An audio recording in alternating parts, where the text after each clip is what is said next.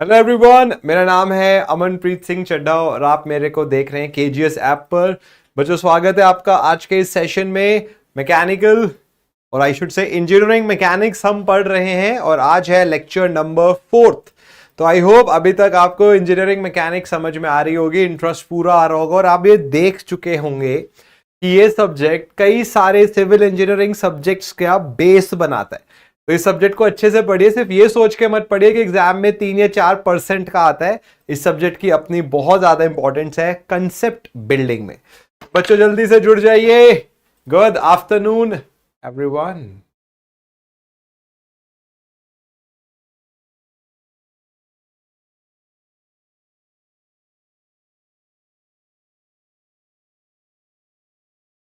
Good afternoon, good afternoon. नमस्ते नमस्ते नमस्ते।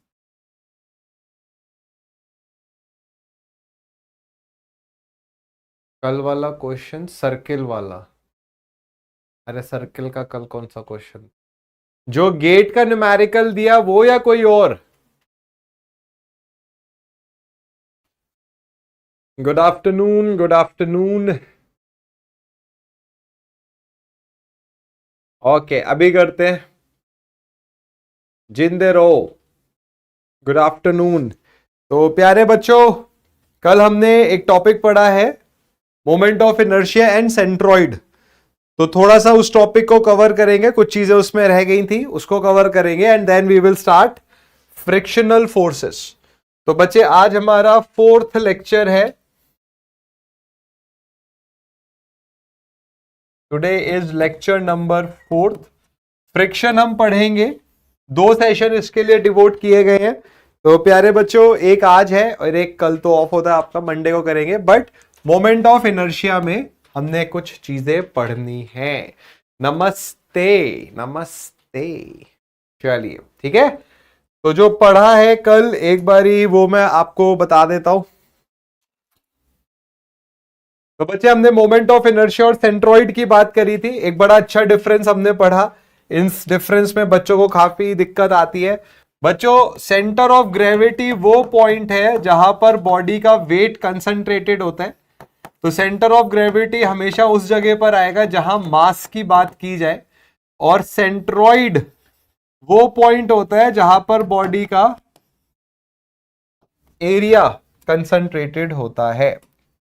ठीक है। तो जो 2 डायमेंशनल बॉडीज हैं वो सेंट्रॉइड बताएंगी और 3 डायमेंशनल बॉडीज जो हैं वो सेंटर ऑफ ग्रेविटी बताते हैं। पता है आपको, सेंटर ऑफ ग्रेविटी का डे टू डे लाइफ में बहुत इंपॉर्टेंट रोल होता है। आपको एक बड़ा इंटरेस्टिंग फैक्ट बताता हूं मैं। 2 महान एथलीट, एक सचिन तेंदुलकर और दूसरे लायोनेल मेसी, में एक चीज कॉमन है। सोचिए, एक भारतीय नागरिक और एक अर्जेंटीनियन प्लेयर में एक चीज कॉमन है। क्या कॉमन है, कोई बताएगा? अभी मोमेंट ऑफ इनर्शिया फील कराते बेटे, पहले इसका जवाब दो। सचिन और मेसी में क्या चीज कॉमन है, क्या लगता है? Sachin Tendulkar and Lionel Messi born to their profession. नहीं, ऐसा कुछ नहीं है, कोई फिलोसफिकल नहीं है। एक चीज कॉमन है इन दोनों में। अबे, दोनों तो प्लेयर है ही। कॉमन क्या है? Both are short heighted player, diminutive है दोनों। दोनों ही प्लेयर्स की जो हाइट है वो कम है। सचिन तेंदुलकर की हाइट 5'4", 5'5" है और लियोनेल मेसी 5'6", 5'7" के। तो अब फर्क क्या पड़ता है इन दोनों की हाइट कम होने का? जब इनकी हाइट कम है तो जो इनकी सेंटर ऑफ ग्रेविटी है बच्चों, इनकी बॉडी की सेंटर ऑफ ग्रेविटी नीचे होती है, लाई बिलो, नीचे होती है। ठीक है। जितनी सेंटर ऑफ ग्रेविटी पृथ्वी के करीब होगी, आपको बैलेंस बनाने में उतनी आसानी आएगी।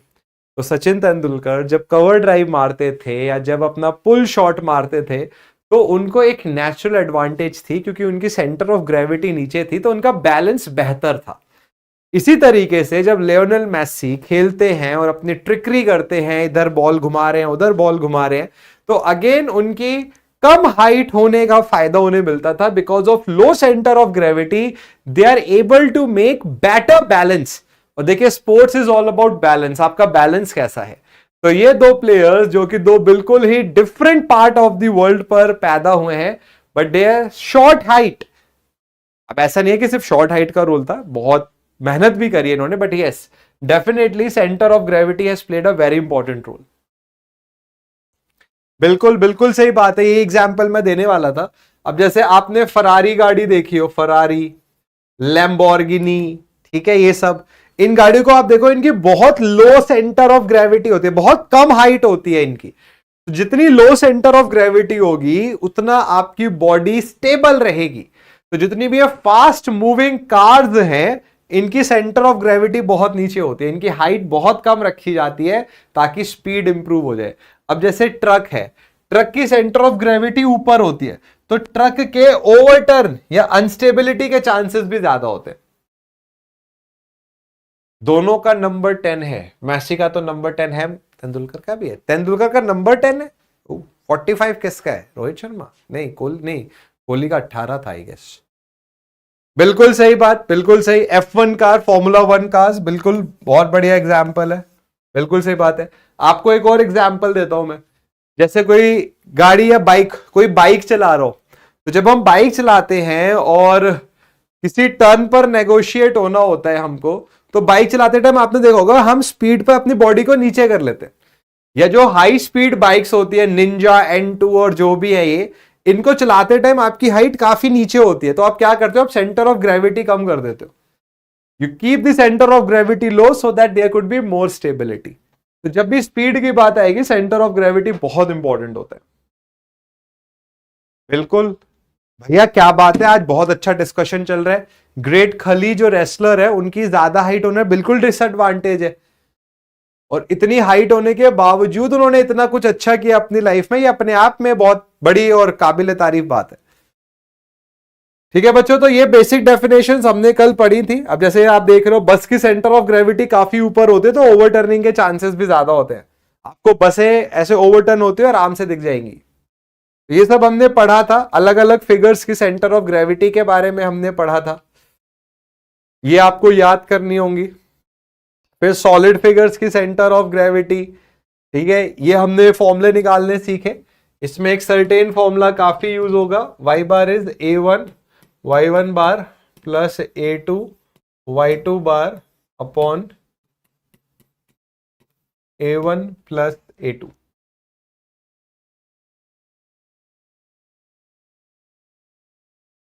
बच्चे, शॉर्ट हाइट से फायदा ये मिलता है कि जब आपकी हाइट कम होती है तो आपकी बॉडी की सेंटर ऑफ ग्रेविटी लो रहती है।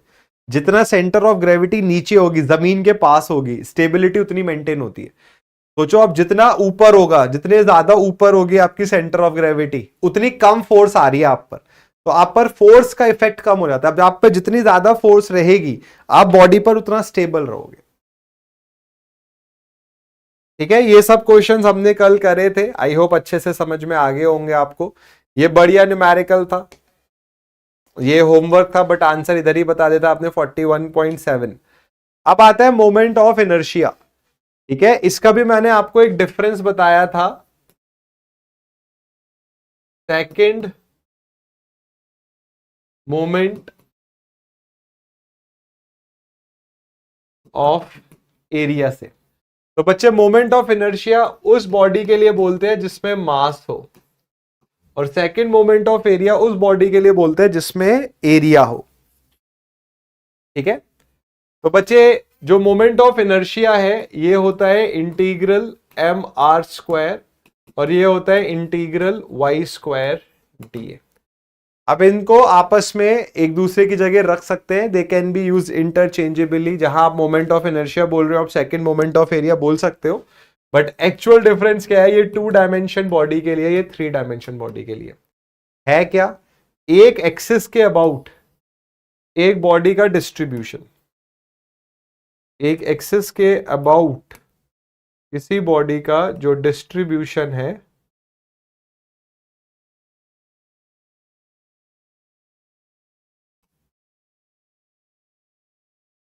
वो होता है मोमेंट ऑफ इनर्शिया। तो जैसे ये एक्सिस है, मान लीजिए वाई वाई एक्सिस है, इस बॉडी का जो डिस्ट्रीब्यूशन है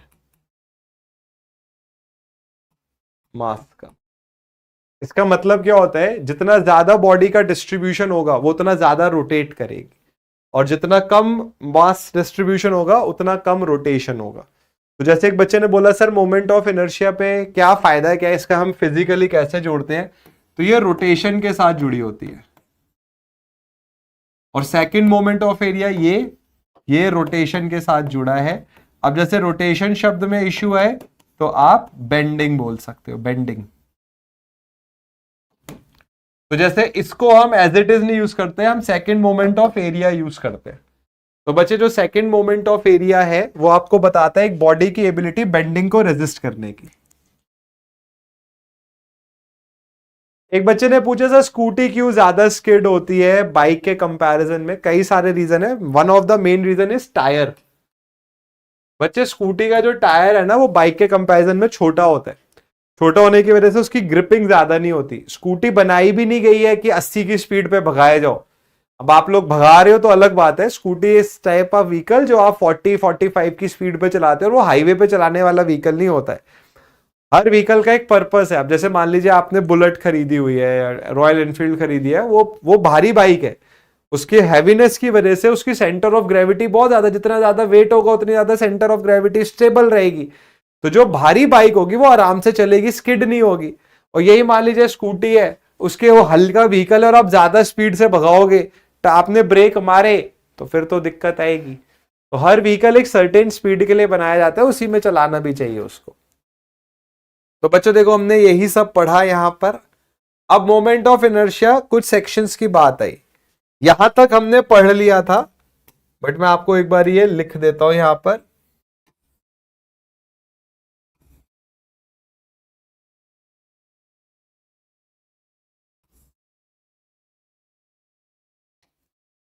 तो ये b है, ये d/2 है, तो I की वैल्यू हो गई BD³/12। ठीक है, ये मैंने डिराइव भी किया था कि ये आता कैसे है। अब आता है बच्चों moment of inertia hollow rectangular section का, सोम में बहुत यूज होगा ये। तो हॉलो रेक्टेंगल क्या है, ये एक रेक्टेंगुलर सेक्शन है, ये एक और रेक्टेंगुलर सेक्शन है, ठीक है, और ये सेंट्रोइडल एक्सिस है। ये वैल्यू कैपिटल बी मान लीजिए, ये वैल्यू स्मॉल बी मान लीजिए, ये वैल्यू कैपिटल डी मान लीजिए, और ये वैल्यू स्मॉल डी मान लीजिए। तो बच्चे बहुत सिंपल है, हॉलो पार्ट है, अंदर से खाली है, तो आप जो बड़ा रेक्टेंगल है, बड़े रेक्टेंगल में से छोटा रेक्टेंगल घटा दीजिए। तो जो एक्स एक्सिस के अबाउट आई एक्स आएगा। आप बोलो सर वाई के अबाउट नहीं ले रहे, मोस्टली हमें जो जरूरत पड़ती है वो एक्स की पड़ती है, तो इसलिए आई एक्स ही लेते हैं।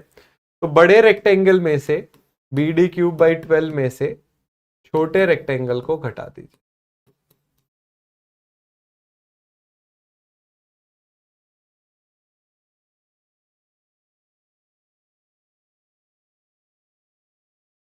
यार वैसे रेडियस ऑफ गायरेशन मैंने सोम में बताया हुआ है, रेडियस ऑफ गायरेशन √I/A होता है। रेडियस ऑफ गायरेशन आपको बताता है कितने डिस्टेंस तक डिस्ट्रीब्यूशन ऑफ मास या एरिया है, प्रभाव है कहां तक। बट अगर हम सोम के रिस्पेक्ट में देखें तो के रेजिस्टेंस टू बकलिंग होता है, रेजिस्टेंस टू बकलिंग है। अब अगर इस पर और आप पढ़ना चाह रहे हो तो सोम में कॉलम का टॉपिक एक बार आप देख सकते हो। जिन्होंने पढ़ लिया है सोम, जिन्होंने नहीं पढ़ा है जब मैं पढ़ाऊंगा तब डिस्कस करेंगे, क्योंकि अगर अभी मैंने बताया ना तो फिर हमारा मेन पार्ट पीछे रह जाएगा। एक चीज तो बता देता हूँ, एक बच्चे ने बोला कि सर क्या इस बैच में RRB JEE का फुल सिलेबस नॉन टेक का होगा। देखो बच्चों ये है, दिस इज क्या है, एक JEE फाउंडेशन बैच है, ठीक है, और एक UPSSC JEE बैच है। अगर मैं टेक की बात करूं तो टेक का सिलेबस 90% तक RRB, JE, SSC, JE, UP triple SC में सेम है। कल भी मैंने यूट्यूब की वीडियो में बताया था करीबन 6-7 सब्जेक्ट है जो अलग हैं, जिसको हम आरआरबी में कवर करेंगे, बट इस बैच में कवर नहीं करेंगे क्योंकि हमारा फाउंडेशन बैच है, आरआरबी बैच नहीं है। ठीक है, अब मान लो आप में से कोई ऐसा स्टूडेंट है जो ये बोल रहा है कि सर मुझे आरआरबी की भी तैयारी करनी है, मुझे एसएससी की भी तैयारी करनी है, ठीक है, या मेरा यूपी ट्रिपल एससी में, तो आरआरबी के साथ एक बैच मतलब एक एग्जाम की और तैयारी कर रहे हैं। तो प्यारे बच्चे, जो आपका अनकॉमन सिलेबस है, जो आपका कॉमन सिलेबस नहीं है, जैसे टेक में भी कुछ सिलेबस कॉमन है और नॉन टेक में भी कुछ सिलेबस कॉमन है, चाहे वो आरआरबी हो चाहे वो जेई फाउंडेशन हो, अनकॉमन सिलेबस आपको देखना है कितना है। जो अनकॉमन सिलेबस है, अगर आपको लगता है कि आप खुद से कर सकते हो, वेल एंड गुड, लगता है नहीं कर सकते, देन आपको आरआरबी जेई बैच ले लेना चाहिए। अब जैसे एक बच्चे ने बोला कि सर नॉन टेक का कितना होगा आरआरबी में, नॉन टेक में ना आरआरबी में ज्यादा सिलेबस है, जैसे कंप्यूटर साइंस अलग से आ जाता है, फिजिक्स केमिस्ट्री अलग से आ जाता है ना, एवरीथिंग। तो उस केस में जो नॉन टेक का सीबीटी 1 है, सिर्फ अगर आपको नॉन टेक का पढ़ना है आरआरबी का तो 499 है यार, और 1+2 दोनों का करना है तो 799 है। अब जैसे मान लो एक बच्चा बोले कि सर जो हमारे आरआरबी के एडिशनल टेक्निकल सब्जेक्ट्स हैं मैंने वो पढ़ने हैं, तो वो बच्चे सिर्फ आरआरबी के बैच में ही पढ़ाऊंगा मैं, या मैं और अपूर्व सर मिलकर, वो आपके इस फाउंडेशन बैच में कवर नहीं होंगे। फाउंडेशन बैच को आप ये मान सकते हो कि ये बेसिकली एसएससी जेई के सिलेबस को कवर करेगा, एक आध सब्जेक्ट ऊपर नीचे है बट बेसिकली एसएससी जेई है। आरआरबी जेई अकेला एग्जाम है जिसमें एडिशनल सब्जेक्ट है, तो उस केस में आपको आरआरबी जेई की तैयारी करनी है, तो देन आपको ये लेना चाहिए। अब आप बोलोगे कि सर हम तो ऑलरेडी इस बैच में हैं, हम वो भी खरीद लेंगे।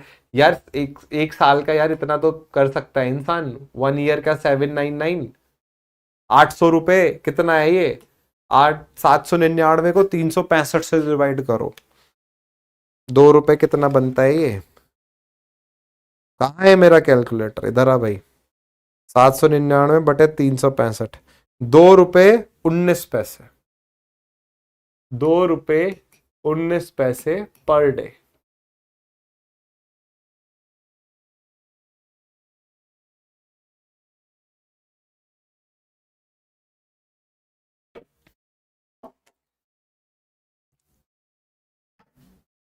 आप इसमें भी ऑफर मांग रहे हो, आप बिल्कुल नहीं मिलेगा। अब मुझे मेरे वो हाथ में है भी नहीं यार।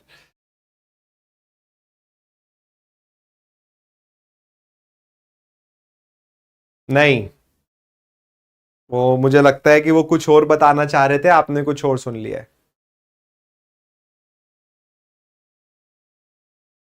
वही है ना। नहीं, सिर्फ CBT 2 अलग से नहीं है, CBT 2 अलग से नहीं है, CBT 1 अलग से है 499 में, CBT 1 प्लस CBT 2 799 है, सिर्फ CBT 2 आरआरबी का अलग से नहीं है। क्या जरूरत है, मुझे एक बात बताओ, मतलब थोड़ा सा दिमाग लगाओ यार, 800 रुपए, 2 रुपए 19 पैसे पर डे, मतलब जिस फोन से देख रहे हो वो 20,000 का होगा कम से कम, और 2 रुपए 19 पैसे पर डे में डिस्कशन चल रहे हैं। और मैं तुम्हें ऑनेस्टली बता रहा हूं, 6 साल पहले, 6 साल भी छोड़ो यार, अभी 3-4 साल पहले ही, मतलब कहीं पर भी जहां पढ़ाते थे हम लोग, तो अगर कोई जेई का भी बैच चल रहा है तो 20K तो इजीली फीस थी, इजीली, ऑफलाइन में इजीली। और आज भी अगर आप थोड़ा पता करोगे ना, तो ऑफलाइन में आपको इतनी मिल जाएगी फीस, इससे ज्यादा ही मिल जाएगी। और इसमें क्या है कि आप लाइव सेशंस देख सकते हो, रिकॉर्डिंग देख सकते हो, पीडीएफ्स आपको मिलती हैं, सब पीडीएफ आपको मिलती है। टेक्निकल जो है वो बाइलिंगुअल नहीं है, टेक्निकल बाइलिंगुअल नहीं है, टेक्निकल सिर्फ इंग्लिश में होगा, सिविल की बात करूं मैं, बट बाकी बाइलिंगुअल भी है। अगर आपको मान लो कुछ और पढ़ना है तो इंग्लिश हिंदी दोनों में है, क्या दिक्कत है। हाँ बताओ, 25,000 रुपए दे रहे हैं, वो ज्यादा नहीं लग रहा है। चलो अब आते हैं थ्योरम ऑफ परपेंडिकुलर एक्सिस पे। तो बच्चे, थ्योरम ऑफ परपेंडिकुलर एक्सिस क्या है। तो जैसे मान लेते हैं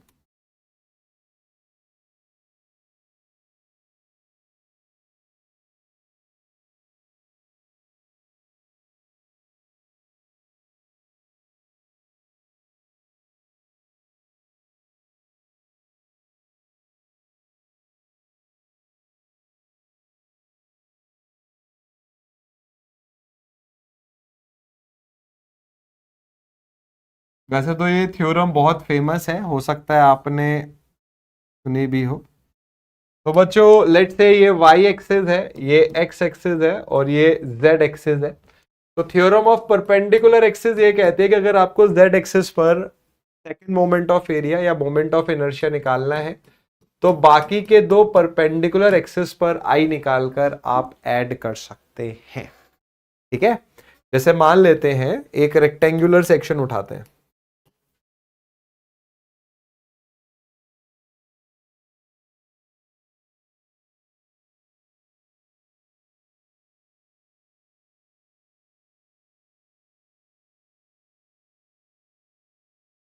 तो बच्चे ये b है, ये d है, ये x एक्सिस है, ये y है। तो ix क्या है, b d क्यूब बाई 12 और iy क्या है, डी बी क्यूब बाई 12। तो अगर आपको iz पता करना है तो B D cube by 12 plus D B cube by 12 कर दीजिए। बाकी दो एक्सिस पर i की वैल्यू को निकालकर ऐड कर दीजिए। तो बच्चे बी डी बाई 12 कॉमन आ गया, B square plus T square. ठीक है, तो ये हो गया आई जेड।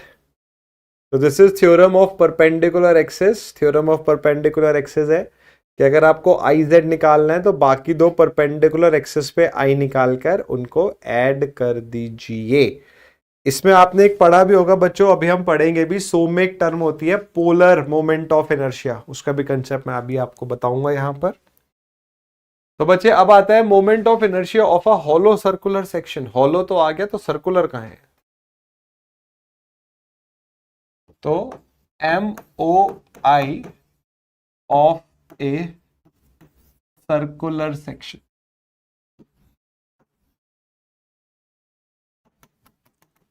बहुत इंपॉर्टेंट टॉपिक है ये भी।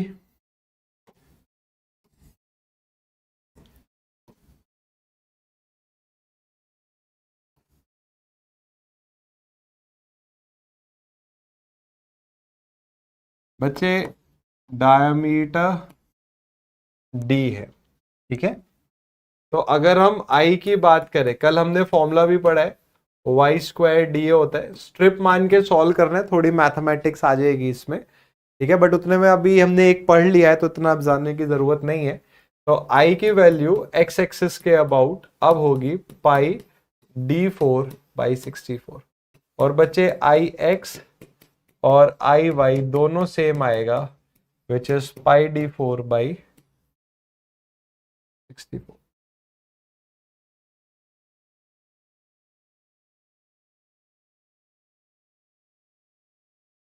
यार मैं क्या बोलूं, तुम लोग ना, पता है क्या है? एक बच्चे ने जैसे बोला 799 में मींस फ्री ऑफ कॉस्ट। हाँ बिल्कुल, और क्या।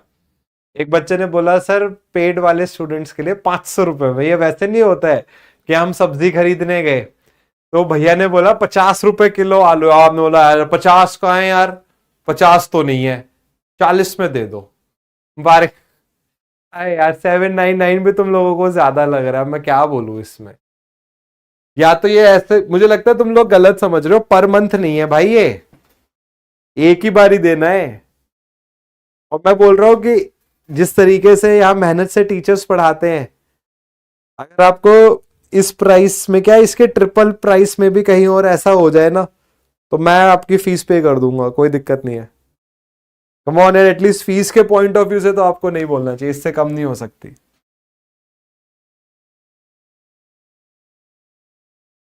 बताओ अपूर्व सर, जैसे क्वालिटी एजुकेटर से आपको पढ़ना है और आप 799 में भी ज्यादा लग रहा है, बताओ कैसे काम चलेगा। अब बच्चों यहां पर एक चीज देखो, अगर मैं आपसे बोलूं कि आप z एक्सिस पे मुझे सर्कल के लिए बताओ क्या होगी i की वैल्यू, तो आप बोलोगे sir I X plus I Y means pi D 4/64 plus pi D 4/64। तो बच्चे z एक्सिस पे वैल्यू क्या आ गई, पाई डी 4/32। ये जो z एक्सिस की वैल्यू होती है ना बच्चों, आप सोम में इसको बोल पढ़ते हो आईपी से, और आईपी क्या होता है? आईपी होता है polar moment of inertia.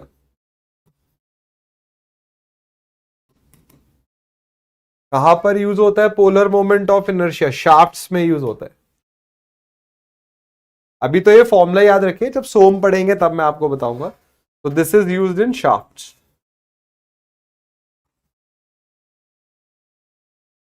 Shafts क्या होते हैं? ये मशीन के वो कंपोनेंट होते हैं जो पावर ट्रांसमिशन में काम आते हैं।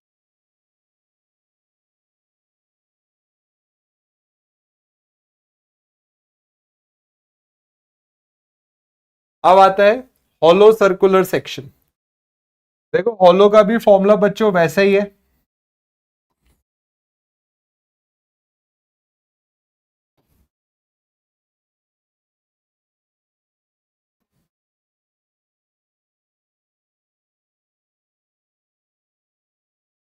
अरे भगवान। तो डी नॉट आउटर डायामीटर मान लेते हैं और डी आई इनर डायमीटर मान लेते हैं। ये एक्स एक्सिस है। तो बच्चे आई एक्स कितना हो जाएगा? Pi D nought 4/64 minus pi D I 4/64। This is the formula. बिल्कुल, अभी हम करेंगे अनसिमेट्रिकल फिगर्स पर भी आएंगे, मैं सिखाऊंगा आपको। थोड़ा सा टाइम कंज्यूमिंग होता है वो, बट एक क्वेश्चन तो एटलीस्ट करेंगे।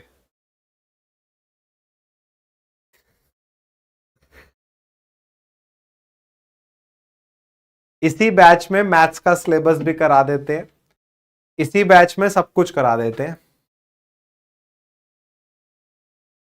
मेरा मन कर रहा है कि मैं इसकी फोटो खींचूं और दुनिया को दिखाऊं, देखो दुनिया बच्चे कैसी मासूम बातें करते हैं।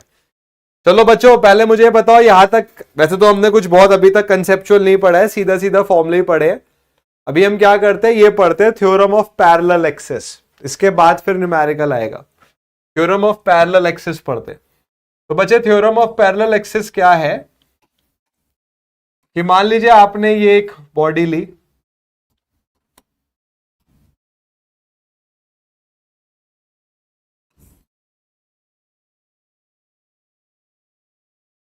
ठीक है, और आपको एक्स एक्स एक्सिस के अबाउट आई की वैल्यू पता है।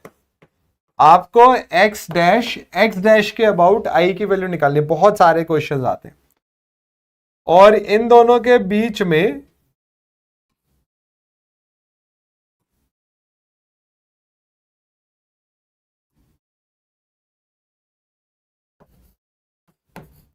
ये डिस्टेंस है, ठीक है। तो बच्चे आई एक्स डैश आपको निकालना। अभी मैं न्यूमेरिकल भी कराऊंगा तो क्लियर हो जाएंगे। तो अगर आपको किसी पैरेलल एक्सिस के अबाउट आई की वैल्यू निकालनी है, तो जिस एक्सिस के अबाउट आपको पता है, लेट से आपको आई एक्स एक्स पता है, वो लिखिए, प्लस जिस बॉडी के अबाउट एक्स एक्स के बारे में पता है उसका एरिया लिखिए ए, और जो इनके बीच में पैरेलल डिस्टेंस है उसका स्क्वायर करिए। तो दिस इज द एक्सप्रेशन। यहां मैं लिख देता हूं, where A is the area of the body. पहले तो ये फॉर्मूला याद करिए, बहुत इंपॉर्टेंट फॉर्मूला है, बहुत यूज है इस फॉर्मूले का।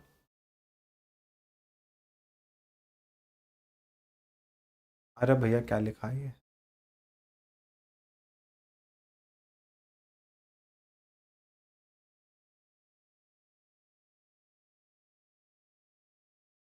अरे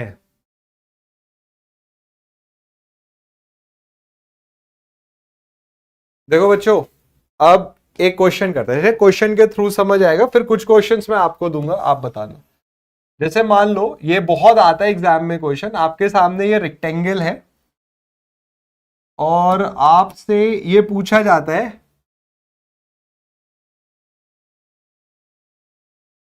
कि बेस के अबाउट बताओ कितना मोमेंट ऑफ इनर्शिया है। ठीक है, तो ये बहुत कॉमन क्वेश्चन है, काफी आता है एग्जाम्स में। तो क्वेश्चन है डिटरमाइन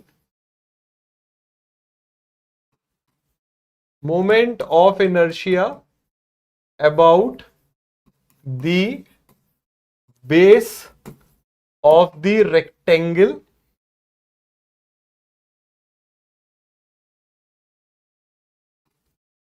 ठीक है, which is parallel to X axis. तो आपने बोला कि हमसे एक्स डैश, ये बेस हो गया, एक्स डैश आपसे आई एक्स डैश पूछा गया है, ये वैल्यू बी है। बच्चों हमें पता है ये सेंट्रॉइड से पास हो रहा है, या parallel to centroidal X axis लिख देता हूं, पैरेलल टू सेंट्रॉइडल एक्स। ठीक है, तो प्यारे बच्चे आई एक्स एक्स सेंट्रॉइडल एक्सिस के अबाउट आई का फॉर्मूला क्या पढ़ा आपने, बी डी क्यूब बाई 12 पढ़ा। अगर मैं पैरेलल डिस्टेंस की बात करूं तो हमें पता है सेंट्रॉइड हाफ से पास होता है। तो बच्चे जो पैरेलल डिस्टेंस है के, वो यहां पर हो गया डी बाई 2। अब मान लीजिए मैंने आपसे बोला कि आई की वैल्यू बताइए क्या होगी, आई एक्स डैश। तो आपने बोला sir theorem of parallel axis के बेसिस पर फॉर्मूला लगा देते हैं। आई एक्स एक्स हो गया B D cube by 12, area हो गया बी इंटू डी, एक्स की वैल्यू हो गई डी बाई 2 का स्क्वायर। तो B D cube by 12 plus B D cube by 4, D square by 4 multiply कर दीजिए। तो आपने बोला सर एलसीएम हो गया 12, ये गया एक बारी, ये गया 3 बारी, तो 4 बी डी क्यूब। बच्चों बहुत आता है ये क्वेश्चन, तो आई एक्स डैश हो गया B D cube by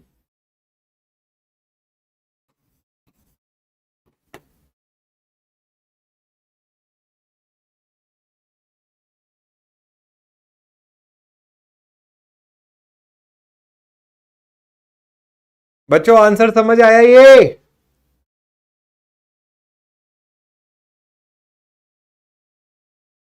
H बार तो एक बच्चे रिप्रेजेंटेशन है, मतलब एच बार किस सेंस में बोल रहे हो?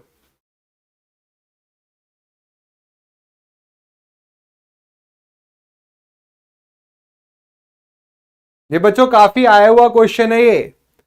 अभी ना मैं आपको टी सेक्शन के बारे में भी बताऊंगा, जैसे टी और आई सेक्शन का मोमेंट ऑफ इनर्शिया काफी इंटरेस्टिंग होता है वो। उससे पहले ना बस एक और सेक्शन देख लेते हैं, ट्रायंगुलर सेक्शन। अभी एक न्यूमेरिकल मैं आपको दूंगा, वो खुद से करना है आपने। तो बच्चे ये ट्रायंगुलर सेक्शन है, ट्रायंगल का सेंट्रॉइड कहां से पास होता है, h बाई 3 से। तो प्यारे बच्चों ये डिस्टेंस h बाई 3 हो गया, ये 2h बाई 3 हो गया, और ये वैल्यू हो गई b। तो ये x x है। तो बच्चे आई एक्स एक्स का फॉर्मूला होता है बी एच क्यूब बाई 36।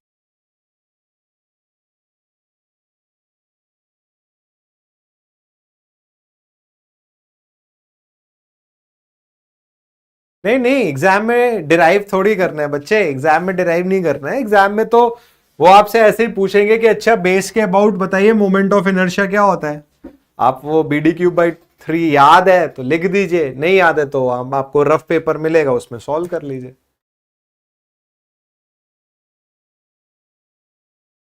अभी क्वेश्चन करेंगे, डोंट वरी, मैं अभी आपको इतना बढ़िया क्वेश्चन कराऊंगा कि आपका दिमाग खुल जाएगा। अब आप मुझे पहले तो इस क्वेश्चन का आंसर दो, एक देखते हैं कितने बच्चे आंसर देते हैं।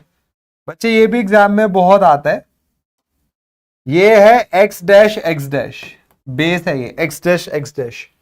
चलो पहले आप मुझे आंसर बताओ, आई एक्स डैश बताओ कितना होगा, बेस के अबाउट आई की वैल्यू कितनी आएगी? हाँ हाँ हाँ, भाई साहब लड़का बहुत होशियार है, उसे पता था कि मैं पूछने वाला हूं, उन्होंने मुझसे ही पहले पूछ लिया कि सर एक्स डैश के अबाउट क्या होगा। बहुत बढ़िया उमेश, वेरी गुड। बताओ भाई, बाकी लोग भी बताओ क्या फॉर्मूला पड़ा है बच्चों। I X X plus A के स्क्वायर, एक्स एक्स के अबाउट क्या है, B H cube by 36 plus किसका एरिया, इस ट्राइंगल का एरिया क्या होगा, half into B into H. बच्चों दो एक्सेस के बीच में पैरेलल डिस्टेंस कितना है, h/3, उसका स्क्वायर, तो h स्क्वायर बाई 9, तो B H cube by 36 plus B H cube by 18, LCM आया 36, 1 2, तो ये हो गया 3 B H cube.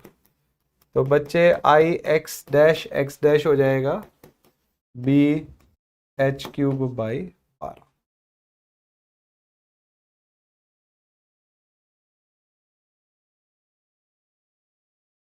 This is the answer.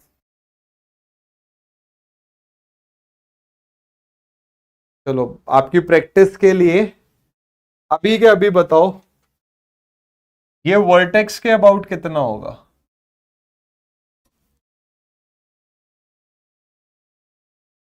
अरे रे रे रे रे, लेट से ये मैंने बोला, क्या बोलूं, एक्स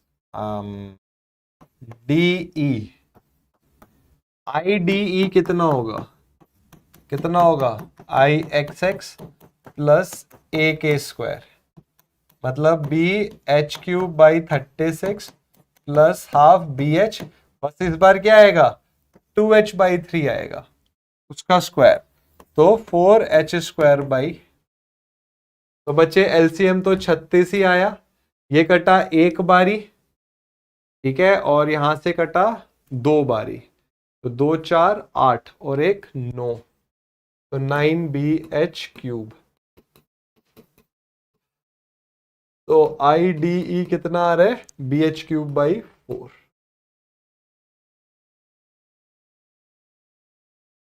ये भी एग्जाम में आया हुआ है, ये सारे क्वेश्चन आए और रेगुलरली पूछे जाते हैं बच्चों, ऐसा नहीं है कि बस एक बार ही आया हो, regular. Theorem of parallel axis लगानी आई, जल्दी से बताओ।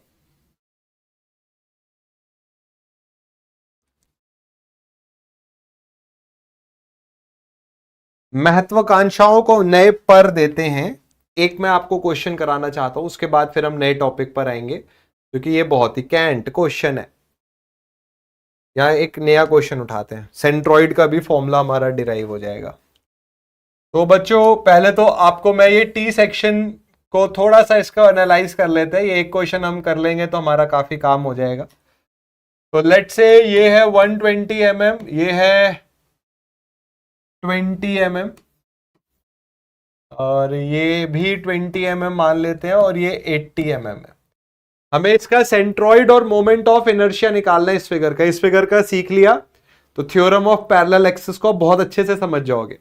सबसे पहले आप मुझे ये बताओ कि बॉटम से सेंट्रॉइड कितना होगा, जल्दी से बताओ। इसका मोमेंट ऑफ इनर्शिया निकाल लेते हैं, आपका कंसेप्ट अच्छे से क्लियर हो जाएगा।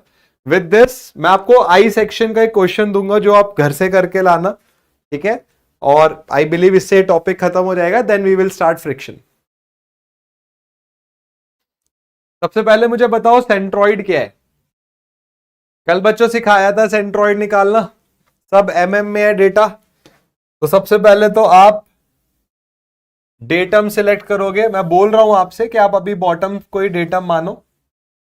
तो आपने बोला सर ये होगा A1 Y1 bar plus A2 Y2 bar upon A1 plus A2। ये बच्चे A1 है, तो A1 कितना हो गया 80 इंटू 20, डेटम से 80 का हाफ मीन्स 40, प्लस A2 कितना हो गया 120 इंटू 20, डेटम से हाफ 10, 10 प्लस 80 कितना हो गया 90, divided by 80 into 20 plus 120 into 20।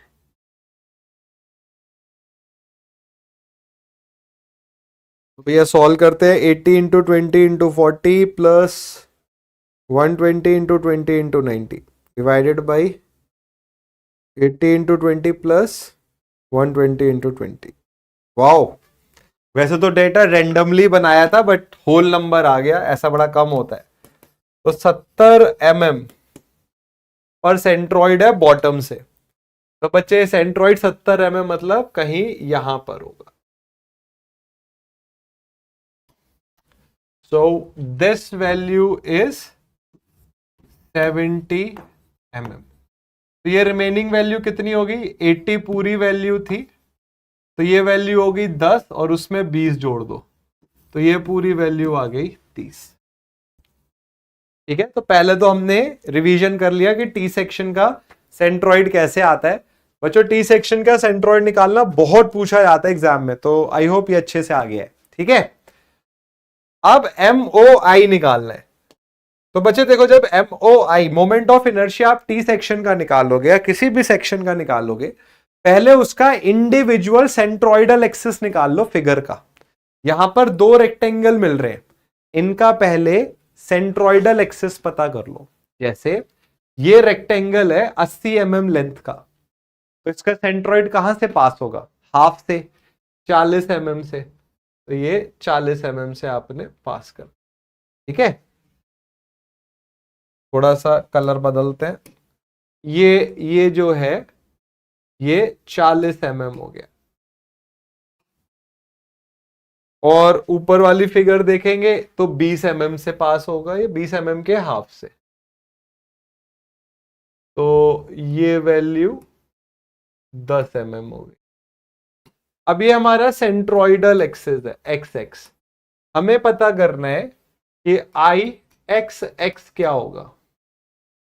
तो सबसे पहले क्या होता है, जब ऐसी कोई फिगर आपके सामने आएगी, जैसे ये टी सेक्शन है, ये आता भी एग्जाम में, इंपॉर्टेंट है क्योंकि हमें सोम में टी सेक्शन देखने को मिलते हैं, हमें स्टील स्ट्रक्चर्स में टी सेक्शन देखने को मिलते हैं। तो हमने क्या करना है, सबसे पहले तो सेंट्रॉइडल एक्सिस निकाल लेना है एक्स एक्स। ठीक है, आपने सेंट्रॉइड पता कर लिया क्या होगा। Once we have located the centroidal axis, अब हमने क्या करा, इंडिविजुअल फिगर्स, मान लो एक और रेक्टेंगल होता तो उसका भी सेंट्रॉइडल एक्सिस लोकेट करते, तो रेक्टेंगल का सेंट्रॉइड उसके सेंटर से पास होता है, ये हमने कर लिया। अब आपने क्या करना है, ये जो इंडिविजुअल सेंट्रॉइड है और जो फिगर का एक्चुअल सेंट्रॉइड है, इनके बीच का डिस्टेंस देखो। कहने का मतलब ये है, ये पूरा डिस्टेंस 70 mm है और ये डिस्टेंस 40 mm है। तो बच्चे ये जो इतना डिस्टेंस है, ये क्या हो जाएगा, ये 30 mm हो जाएगा। ठीक है, ये डिस्टेंस 10 mm है क्योंकि ये पूरा 80 है, ये 70 है, ये 10 mm है और ये 10 mm है। तो बच्चे ये डिस्टेंस कितना हो जाएगा, ये 20 mm हो जाएगा।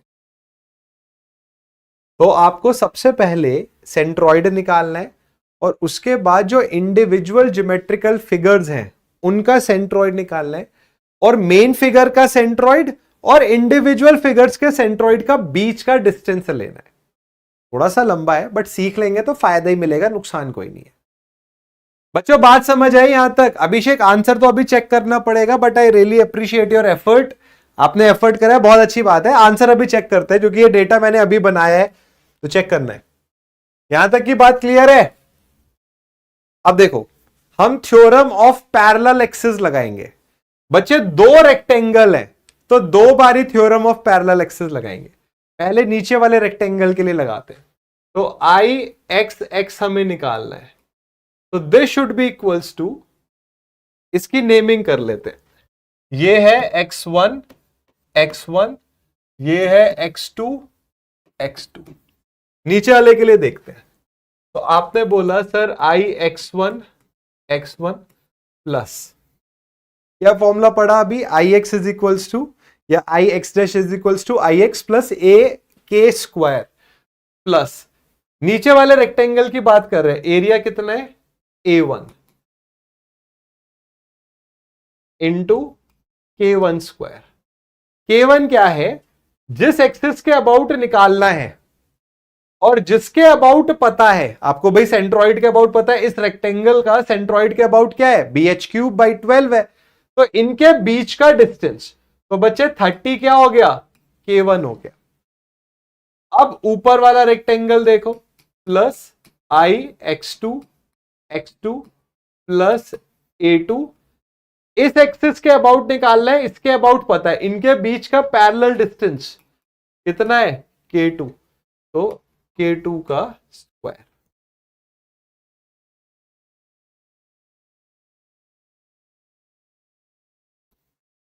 देखो मैं एक बार इक्वेशन बना देता हूं, फिर आपसे पूछूंगा मैं। बच्चे ये वाला रेक्टेंगल नीचे वाला, B D cube by 12, X axis के अबाउट आई क्या होता है, B D cube by 12, B कितना है 20, 20 इंटू 80 का क्यूब बाई 12, एरिया कितना हो गया 20 इंटू 80। जिस एक्सिस के अबाउट निकालना है और जिसके अबाउट पता है उसके बीच का डिस्टेंस कितना है 30, इसका square plus I X two B D cube by 12, B कितना है 120, ये कितना है क्यूब बाई 12 प्लस एरिया कितना है 120 इंटू 20। जिस एक्सिस के अबाउट निकालना है और जिसके अबाउट पता है उनका बीच का डिस्टेंस कितना है 20, इसका स्क्वायर। इसको सॉल्व करेंगे तो we will get the answer. इससे पहले मैं आंसर एक बार कैलकुलेट करूं, मेथड समझ आ रहा है, ये समझ में आ गया, फिर तो आप मोमेंट ऑफ इनर्शिया में महारत ही बन गए, सब हो जाएंगे फिर तो।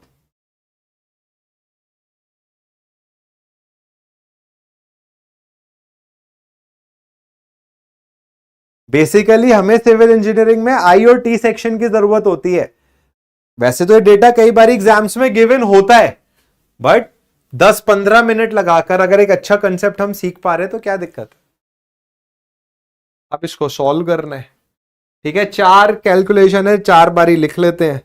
तो भैया 80 का क्यूब इंटू 20 बाई 12, तो ये वैल्यू आएगी 853.33।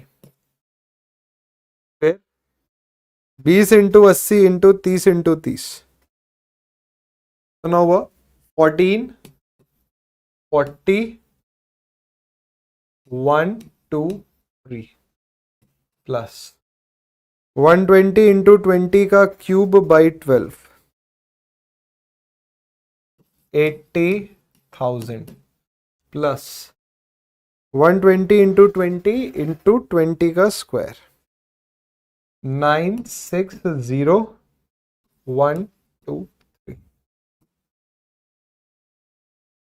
तो इसमें ऐड किया 80,000, उसमें ऐड किया 144123, और फिर इसमें ऐड किया 85, 4 बारी 3.33।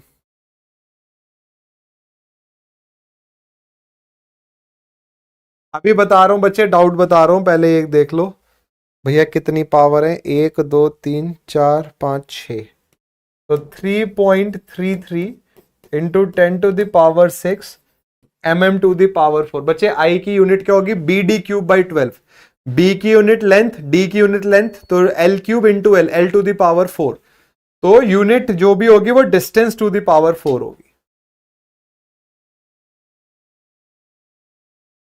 मैं अभी एक क्वेश्चन की इक्वेशन बना दूंगा, सॉल्व उसको हम बाद में कर लेंगे। थोड़ा सा समझ आया क्या? देखो बच्चों ये चीजें ऐसी भी नहीं है कि बिल्कुल पहली बारी में पढ़ा और क्लियर हो गया, बट हाँ रिवीजन करोगे तो क्लियर हो जाएंगे।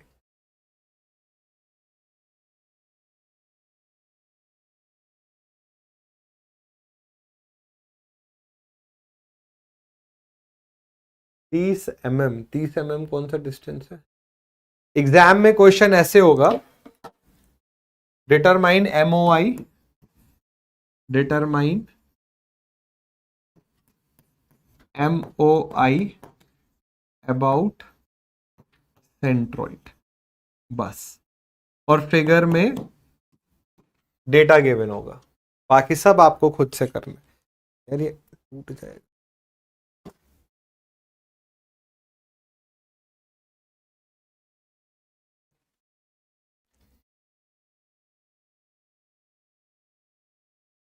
देखो बच्चों थोड़ा सा तो इसको प्रैक्टिस करोगे तभी क्लियर होगा।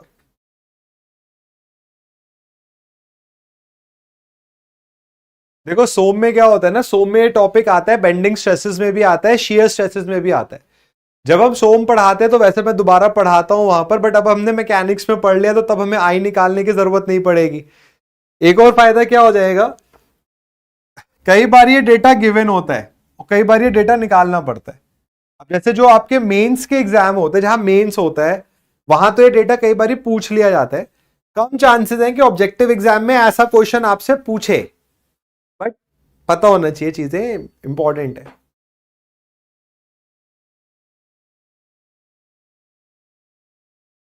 ऐसा करते हैं, फिगर को दोबारा मैं बताऊंगा तो it will be a bit time consuming, थोड़ा सा टाइम कंज्यूमिंग होगा। एक आई सेक्शन का केस मैं आपको दे देता हूं, ठीक है। ये आई सेक्शन है, अनसिमेट्रिकल आई सेक्शन है। चलो एक चीज और बताता हूं मैं आपको पहले। आई सेक्शन का एक क्वेश्चन का मैं आपको फिगर बना दूंगा, एक बारी खुद से सॉल्व करना। एक है सिमेट्रिकल आई सेक्शन। बच्चे आई सेक्शन भी बड़ा आता है एग्जाम में, देखो आसान सा कंसेप्ट है। अगर सिमेट्रिकल है ना तो प्यारे बच्चों आपकी मेहनत बहुत कम है। ये सिमेट्रिकल आई सेक्शन है। सिमेट्रिकल का मतलब है इस पार्ट को बोलते हैं फ्लेंज और इस पार्ट को बोलते हैं वेब, तो बिल्कुल सेम है, ऊपर नीचे हर जगह सेम है। तो प्यारे बच्चों ऐसे केस में जो न्यूट्रल एक्सिस होगा वो सेंटर से पास होगा। अब ये वैल्यू है b और ये वैल्यू है स्मॉल b, ये है कैपिटल D, ये है स्मॉल d।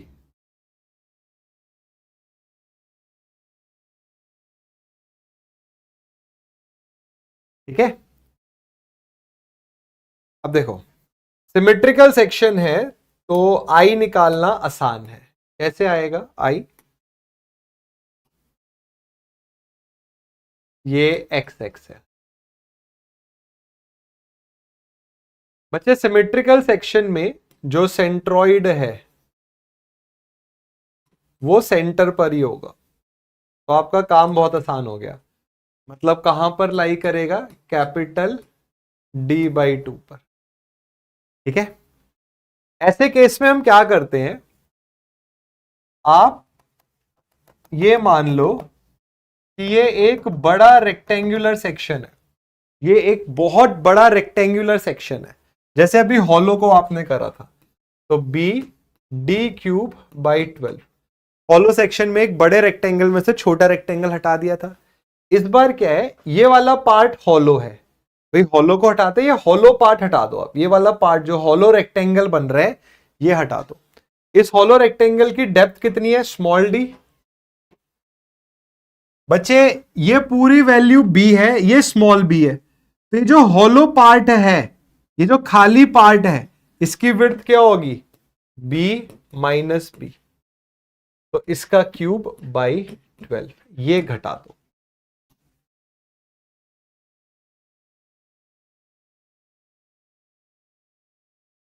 ठीक है, देखो क्या किया है, BD³/12 बड़े रेक्टेंगल में से ये जो छोटे रेक्टेंगल है ये घटा दिए, तो हमें क्या मिल गया, सिर्फ ये इतना आई पार्ट मिल गया। तो सिमेट्रिकल आई सेक्शन के लिए तो आसान होता है और ये काफी पूछा भी जाता है एग्जाम में।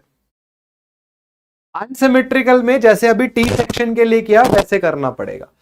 तो मैं क्या करूंगा, अभी इक्वेशन बना दूंगा और उसको देखते हैं, अगर वो समझ गए तो फिर टी सेक्शन का भी डाउट क्लियर हो जाएगा। पहले मुझे बताओ यहां तक क्लियर है,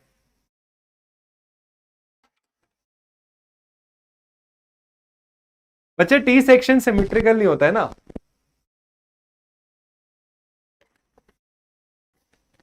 जैसे एक बच्चे ने बोला कि सर टी सेक्शन में कर सकते हैं, टी सेक्शन में नहीं कर सकते ना बच्चे।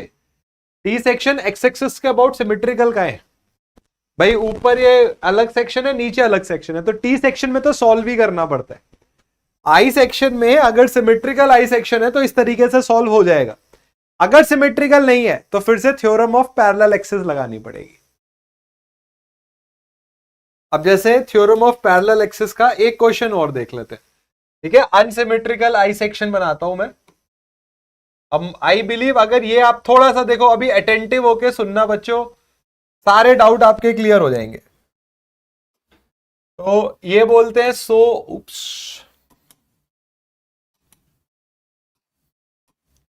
ये 100 mm मान लेते हैं, ये 20 mm मान लेते हैं, ये 80 mm मान लेते हैं, ये भी 20 ही मान लेते हैं, ये 120 मान लेते हैं, और ये 30 मान लेते हैं। अनसिमेट्रिकल सेक्शन है, ऊपर फ्लैंज अलग है, नीचे फ्लैंज अलग है। सबसे पहले लोकेट क्या करना है, सबसे पहले सेंट्रॉइड लोकेट करना है पूरी फिगर का। तो बच्चे अगर सेंट्रॉइड लोकेट करना है तो पहले हमें एक डेटा मानना पड़ेगा। तो हमने बॉटम को डेटा मान लिया, आप टॉप को मान लो, कोई दिक्कत नहीं है, सेंट्रॉइड आपका सेम आएगा, लोकेशन एक लोकेशन से डिस्टेंस आएगी, ओवरऑल सेंट्रॉइड एक ही आएगा। तो आपने बोला कि सर लेट से ये A1 है, ये A2 है, ये A3 है, तो y बार हो गया A1 y1 bar plus A2 y2 बार प्लस A3 y3 बार। चलो बच्चों आप भी सॉल्व करो वहां पर, देखते हैं कौन पहले आंसर बताता है। तो A1 कितना हो गया 120 इंटू 30, डेटम से इस रेक्टेंगल का सेंट्रॉइड हो गया 15, प्लस A2 कितना हो गया 80 इंटू 20, रेक्टेंगल का सेंट्रॉइड 80 का हाफ 40, बट डेटम से, तो कितना ऐड कर देंगे 30, तो 40 प्लस 30 70, प्लस कितना हो गया 100 इंटू 20, 20 का हाफ 10, और इसमें डेटम से तो 30 और 80 110, और उसमें 10 जोड़ा तो 120 डिवाइडेड बाई एरिया। तो 120 into 30 plus 80 into 20 plus 100 into 20।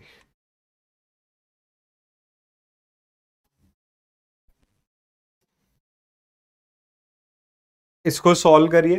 Wow क्या बात है भाई, बड़ी स्पीड से आंसर पे बच्चे जीत गए। बच्चों ने पहले आंसर बता दिया है। 120 into 30 into 15 plus 80 into 20 into 70 plus 100 into 20 into 120 divided by 120 into 30 plus 80 into 20 plus 100 into 20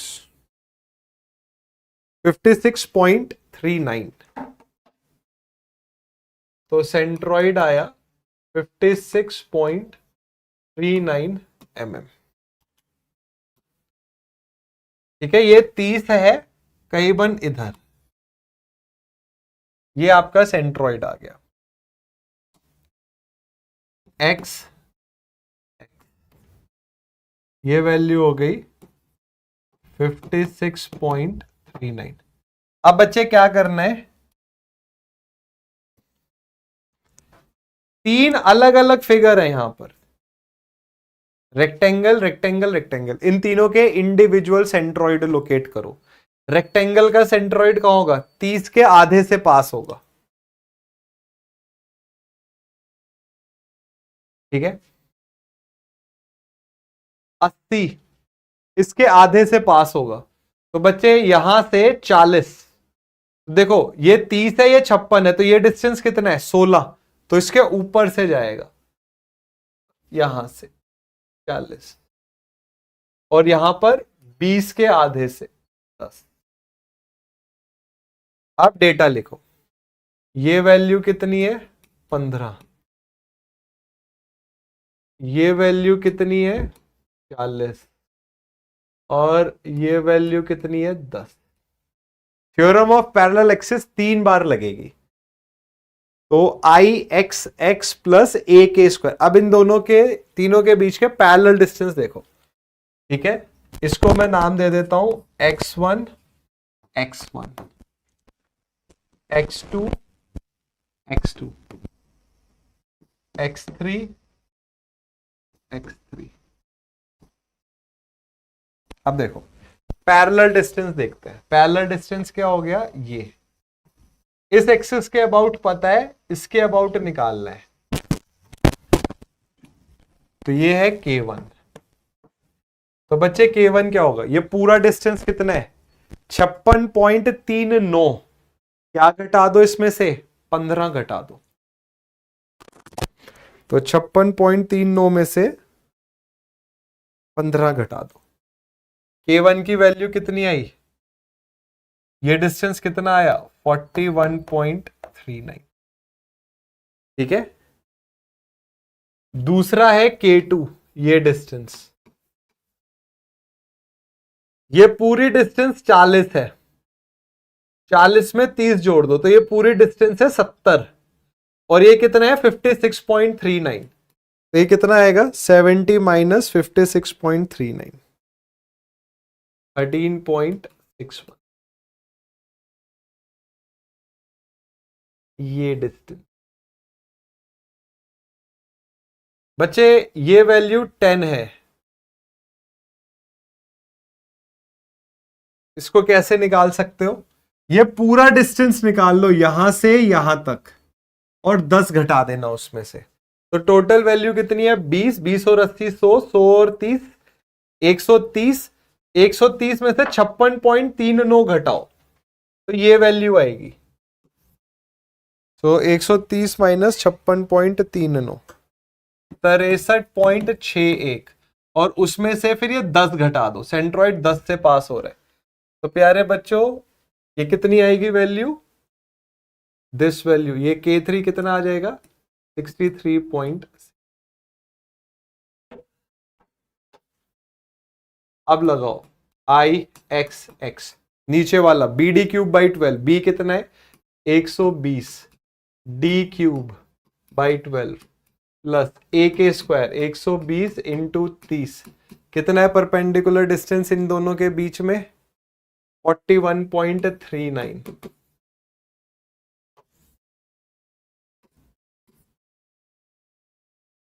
उसका square plus A2 BD cube, B कितना है 20 इंटू 80 का क्यूब बाई 12, 20 इंटू 80, डिस्टेंस कितना है 13.61 का square plus BD cube by 12, B D cube by 12 plus B area, और ये कितना है 63.61 का स्क्वायर। आप इसको सॉल्व कर लेना, सॉल्व कर लो, जो भी आंसर आएगा मुझे बताओ। कंसेप्ट क्लियर है?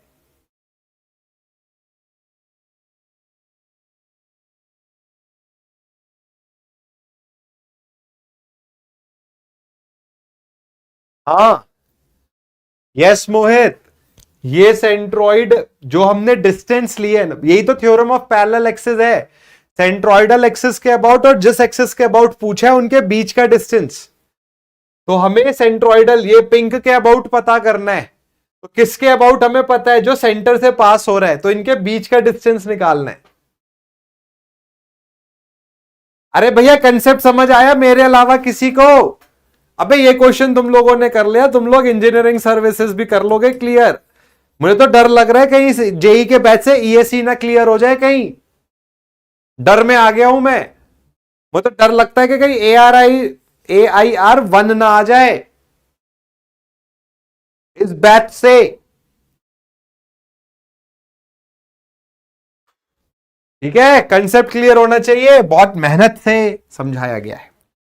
तो बच्चों with this we are done with a very interesting topic which is moment of inertia and centroid. ठीक है, तो एक बारी इसको आपको खुद से करना है, जब तक आप खुद से नहीं करोगे तब तक कभी चीजें क्लियर नहीं होंगी। हमारे केमिस्ट्री के सर ने एक बहुत अच्छी बात बोली थी, उन्होंने बोला था कि जब टीवी पर गाना चल रहा हो, जैसे ओरे पिया राहत फतेह अली खान का, और आप साथ में गा रहे हो, तो आपको ऐसे लगता है कि आपके सुर ज्यादा अच्छे लग रहे हैं और राहत फतेह अली खान साहब के सुर कम सही आ रहे हैं। अब आपने जैसे टीवी बंद किया और सिर्फ अब आप गा रहे हैं, तो राहत फतेह अली खान से चाहत फतेह अली खान बनने में ज्यादा समय नहीं लगता है बच्चों। तो जब तक टीचर पढ़ा रहा है, जब तक टीचर सॉल्व कर रहे हैं, तो आप हैं राहत फतेह अली खान, और जब आप खुद सॉल्व करेंगे तो आप हैं चाहत फतेह अली खान। पता है ना वो बदोबद अखलड़ी बदोबदी वाले। तो भैया कहने का मतलब यह है कि जब टीचर पढ़ाते तो बहुत आसान लगती हैं चीजें, बट जब तक आप खुद नहीं करोगे कभी नहीं सीख पाओगे। तो ये खुद से पढ़ना है, खुद से सॉल्व करना है इसको।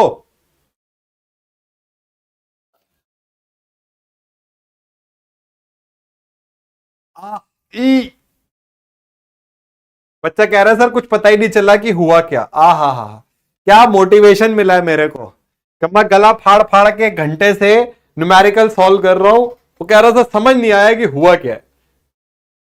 चल क्या ही कर सकते हैं भैया। होमवर्क है ये, होमवर्क। इसका सेंट्रॉइड बताना कल। ओ सेंट्रॉइड तो बता ही दिया था। इसका MOI बताना क्या होगा। थोड़ी सी मेहनत कर लो। हमारे जो फिजिकल एजुकेशन के सर थे, उन्होंने बहुत अच्छी बात बोली। टीचर्स बहुत अच्छी बातें बोलते हैं जो दिमाग में बस जाती है। उन्होंने बोला कि your brain is like a leather shoe. जो आपका दिमाग है वो एक लेदर के जूते की तरह होता है। उसको जितना घिसोगे ब्रश से वो उतना शाइन करेगा। दिमाग पैसे की तरह नहीं है कि खर्च हो गया तो खाली हो गया। अबे दिमाग जितना खर्च करोगे उतना बढ़ता है वो। तो दिमाग लगाओ। मैं इस उम्मीद में बैठा हूं कि जब इस बैच से रिजल्ट आएगा तो भाई साहब single digit rank, double digit rank आएंगे एग्जाम्स में, आनी चाहिए। अगर तुम लोगों के अच्छी रैंक नहीं आई तो भाई साहब बहुत कुटाई करूंगा। चलो अब हम आते हैं एक नए टॉपिक पे जिसका नाम है फ्रिक्शनल फोर्सेस।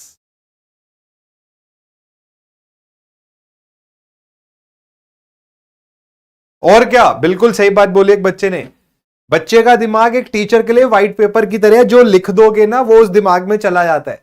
और मैं ये बात मानता हूं कि जैसे जो स्टूडेंट्स हैं, स्पेशली 20, 21, 22 साल के जो है ना, टीचर का बहुत इंपॉर्टेंट इन्फ्लुएंस होता है स्टूडेंट्स पर। अगर टीचर मेहनती हो, अच्छी शिक्षा दे बच्चों को, शिक्षा का मतलब सिर्फ इंजीनियरिंग तक सीमित नहीं है, अच्छे मॉरल वैल्यूज है, तो बच्चे के अंदर भी वो मॉरल वैल्यूज आती है। अगर टीचर ही, मान लो, मैंने अनफॉर्चुनेटली ये देखा है कि कई बारी टीचर्स ऐसे बोलते हैं कि अरे वो जेई एग्जाम क्लियर कर लो, उसमें करप्शन का पैसा बहुत है। और ये बहुत गलत सीख है जो आप एक स्टूडेंट को दे सकते हो। अगर टीचर ये बोल रहे हैं कि आप वो जेई बन जाओ या एई बन जाओ, उसमें तो करप्शन बहुत है, 5% आपका कमीशन होता है, तो इससे गलत सीख एक टीचर कभी अपने स्टूडेंट को दे ही नहीं सकता। तो इसीलिए मैं ये मानता हूं कि हमें पहले एज अ टीचर, पहले हमें बच्चे को एक अच्छा नागरिक बनाना है, अच्छा इंजीनियर बनाना। मैं कहता हूं सेकंड प्रायोरिटी है, फर्स्ट नहीं है। प्यारे बच्चों, मेहनत करो, कंसेप्ट को सीखो, और ये बात हमेशा याद रखो, जितनी मेहनत और ईमानदारी से अपना काम करोगे उतना, ऐसे होता है ना, एकदम बब्बर शेर की तरह जियोगे। जो इंसान गलत काम करता है, गलत काम से या गलत तरीके से पैसा कमाता है, उसको ये बात पता है। भले ब्रह्मांड में किसी को नहीं पता, बट उसको पता है। और अगर आपको ये बात पता है कि आपने कुछ गलत कर रखा है, तो आप बब्बर शेर की तरह कभी नहीं चल पाएंगे। आप डरे सहमे रहेंगे। होता है ना, पुलिस का सायरन बजा और आप घबरा गए कि मेरे घर में ही तो नहीं आ रहे कहीं, क्योंकि आपको पता है that you have done something wrong. और गवर्नमेंट अच्छी खासी सैलरी देती है, आपको भ्रष्टाचार करने की बिल्कुल जरूरत नहीं है। एक वो है ना, सिंघम में क्या बोलता है, मेरी जरूरतें कम हैं इसलिए मेरे ईमान में दम है। तो अगर आपकी जरूरतें बहुत ज्यादा हैं, पर तो क्या ही बोले, करोड़ों रुपया भी कुछ नहीं कर पाएगा। और अगर कम है तो सफिशिएंट है। मेहनत करिए। फ्रिक्शनल फोर्सेस के बारे में अब हम पढ़ेंगे। बचपन से हम फ्रिक्शनल फोर्सेस के बारे में पढ़ते हुए आ रहे हैं। इवन एक स्कूल में आपने सेंटेंस पढ़ा होगा कि फ्रिक्शन एक नेसेसरी ईवल है। जरूरी है, बुरा है बट जरूरी है। कुछ जगह नुकसान है, कुछ जगह फायदे हैं। हम चल पा रहे हैं, this is all because of friction. Friction नहीं होता तो हम चल ही ना पाते।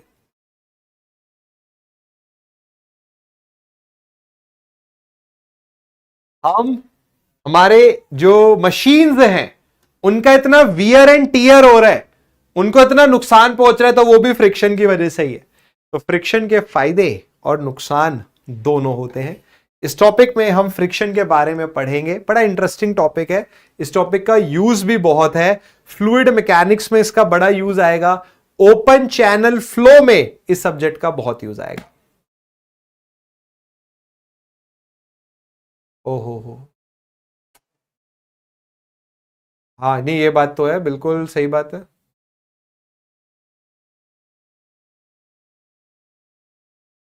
हम्म, बिल्कुल। अरे क्या बात, बहुत बढ़िया बिट्टू। बिट्टू ने सही बोला, जो लिख पा रहे वो भी फ्रिक्शन की वजह से ही लिख पा रहे। तो बच्चे फ्रिक्शन के बारे में, ओ माय गॉड यार, ये कितनी सुंदर पीपीटी बना रहे हैं। कौन है ये जो इतनी अच्छी पीपीटी कौन टीचर है यार? ये मैं हूं ये। जब मुझे कोई और क्रेडिट नहीं देगा तो मैं खुद ही क्रेडिट ले लूंगा। देख रहे हो कलर कॉम्बिनेशन, देख रहे हो कितनी मेहनत लगती है पीपीटी बनाने में। तो प्यारे बच्चे, क्या है फ्रिक्शन? आपने क्या करा, एक ब्लॉक पर फोर्स लगाई। और फ्रिक्शन की आपको बड़ी अलग बात बताता हूं मैं। आपने क्या करा, एक ब्लॉक लिया और उस पर फोर्स लगाई, ब्लॉक नहीं खिसका। This is all because of friction. आपने फोर्स बढ़ाई, ब्लॉक अभी भी नहीं खिसका। तो फ्रिक्शन की एक बड़ी ही बेहतरीन प्रॉपर्टी है कि ये अपना मैग्नीट्यूड बदल देता है। बाकी फोर्सेस का मैग्नीट्यूड नहीं बदल रहा है, बट फ्रिक्शन अपने मैग्नीट्यूड को एडजस्ट कर सकता है। ठीक है, इसी चीज को यहां पर देखते हैं।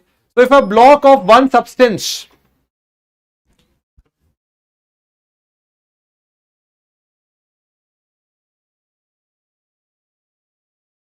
या थैंक यू भाई साहब, उमेश और बिट्टू हर एग्जाम्पल बता देंगे फ्रिक्शन का, कोई नहीं छोड़ेंगे। आज मैं यहां पे रुक जाता हूं, तो एग्जाम्पल बता लो पहले। चलो ठीक है।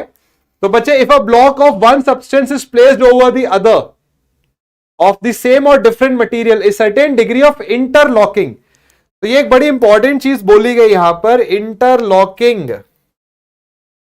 तो बच्चे, friction is due to interlocking of the minute projecting particles taking place. अब जैसे कहां है रिमोट? प्यारे बच्चों, मैंने क्या करा, ये मैंने अपना हाथ लिया और इस पर ये ब्लॉक रख दिया। अब मैं इस पर फोर्स लगा रहा हूं, तो I am applying some force, but ये बॉडी मूव नहीं कर रही। This is all attributed, this is all because of friction. अब क्या हो रहा है, ये बॉडी मूव क्यों नहीं कर रही? क्योंकि इस बॉडी ने इस हाथ के साथ क्या करा, इंटरलॉकिंग कर ली है। तो अगर आपसे पूछा जाए कि why is there friction, friction है बट क्यों है, तो आप बोलेंगे सर एक सरफेस दूसरे सरफेस के साथ इंटरलॉकिंग कर लेता है, इस वजह से फ्रिक्शन आता है। आप बोलो सर मुझे तो ऐसा हाथ में कुछ इंटरलॉक्स बनते हुए नहीं दिख रहे। ये बच्चे सब माइक्रोस्कोपिक लेवल पर होता है, तो हमें नेकेड आई से ये दिखता नहीं। So if one substance is placed over the other, interlocking की वजह से एक फोर्स जनरेट होती है जो मूवमेंट को रेजिस्ट करती है। This does not involve any force so long as the block does not move और टेंड्स टू मूव। तो क्या हो गया, जो इंटरलॉकिंग करने के लिए कोई फोर्स नहीं चाहिए आपको। In particle in different bodies को आपस में लॉक करने के लिए you do not require any force, ये अपने आप इंटरलॉक हो जाती है। ठीक है, but whenever one of the block moves और tends to move tangentially with respect to the surface on which it rests, the interlocking property of the projecting particle opposes the motion. कोई अब अंग्रेजी में इन्होंने बहुत कुछ बोल दिया, बट सिंपल बात यह है कि ये मैंने हाथ रखा हुआ है और कहां जाओ, ये ब्लैक ब्लैक क्यों आ रहा है ये, और ये मैं फोर्स लगा रहा हूं। ठीक है, ऐसे, और ये बोल रहे हैं कि आप फोर्स लगा रहे हैं बट बॉडी मूव नहीं कर रही है। तो this is all because of ये जो इंटरलॉकिंग हो रही है हाथ और बॉडी के बीच में, इसकी वजह से। ठीक है, so whenever the block moves or tend to move tangentially with respect to the surface on which it rests, the interlocking property of the projectile of the projecting particle opposes the motion. तो ये जो interlocking है ये motion को oppose करती है। This opposing force, ये opposing force which act in the direction opposite to the applied force is known as frictional force or just friction. ठीक है, तो बच्चों इसमें कोई बहुत ज्यादा रॉकेट साइंस नहीं है, सिंपल सी बात है।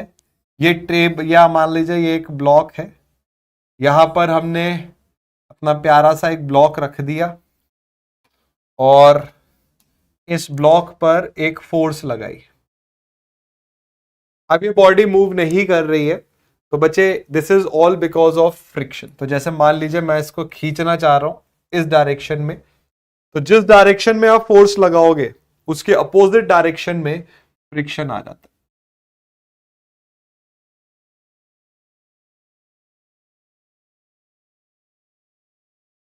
ठीक है, तो लेट से ये P फोर्स है और इस फोर्स को रेजिस्ट कर रहे हैं फ्रिक्शन भैया। तो जैसे कि आप देख सकते हैं ये हमारा एक प्यारा सा नन्हा सा बच्चा है, ये फोर्स लगा रहे हैं, फोर्स लगा रहे हैं। तो जिस डायरेक्शन में आप फोर्स लगाएंगे उसके अपोजिट डायरेक्शन में फ्रिक्शन आएगा।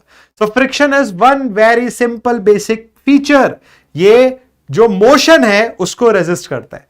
तो friction tries to resist the motion. So friction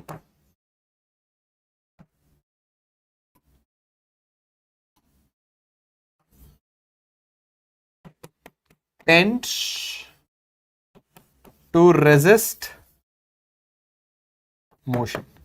अब मैं यहां पर एक बहुत शानदार डिस्कशन करूंगा।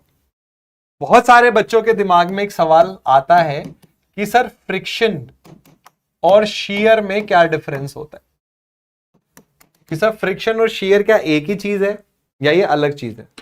अभी आएंगे बच्चे, मैग्नीट्यूड एग्नीट्यूड सब पे आएंगे, स्टेप बाय स्टेप चलेंगे। तो व्हाट इज शीयर? शीयर होता है या शीयर फोर्स, फोर्स शब्द का इस्तेमाल कर लेते हैं। फ्रिक्शन फोर्स और शीयर फोर्स में क्या डिफरेंस होता है बच्चे? शीयर फोर्स वो फोर्स है जो एक पार्ट को दूसरे पार्ट के ऊपर स्लाइड कराती है। तो जैसे मैं आपसे बोलूं व्हाट इज शीयर फोर्स, तो आप बोलोगे सर ये हमने हाथ लिया, ये दूसरा हाथ लिया, तो ये जो फोर्स है जहां पर एक पार्ट दूसरे पार्ट के ऊपर स्लाइड कर रहा है, this is friction, this is shear force. Now the effect of shear force is friction. जब आप एक बॉडी को दूसरे बॉडी के ऊपर स्लाइड करा रहे हो, ये शीयर है, और इस शीयर की वजह से जब ये स्लाइडिंग हो रही है तो फ्रिक्शन आता है। तो friction is the effect of shear force. जब आप शीयर लगाओगे तो फ्रिक्शन आएगा।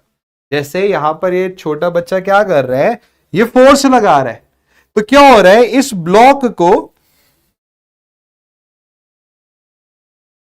ये जो ब्लॉक है इस सरफेस के ऊपर खिसकाया जा रहा है, शीयर लगाई जा रही है। तो ये जो बच्चा लगा रहा है ये शीयर फोर्स है। अब इस शीयर फोर्स का इफेक्ट क्या है? इस शीयर का इफेक्ट है फ्रिक्शन। तो फ्रिक्शन क्या कर रहा है, इस जो मूवमेंट है इस मोशन का अपोज कर रहा है। शीयर नहीं लगाओगे तो फ्रिक्शन नहीं आएगा। तो shear is the effect of friction. बच्चों बात समझ आई? हाँ बिल्कुल, आप बोल सकते हो कि शीयर फ्रिक्शन, जो फ्रिक्शन है वो शीयर की वजह से आ रहा है।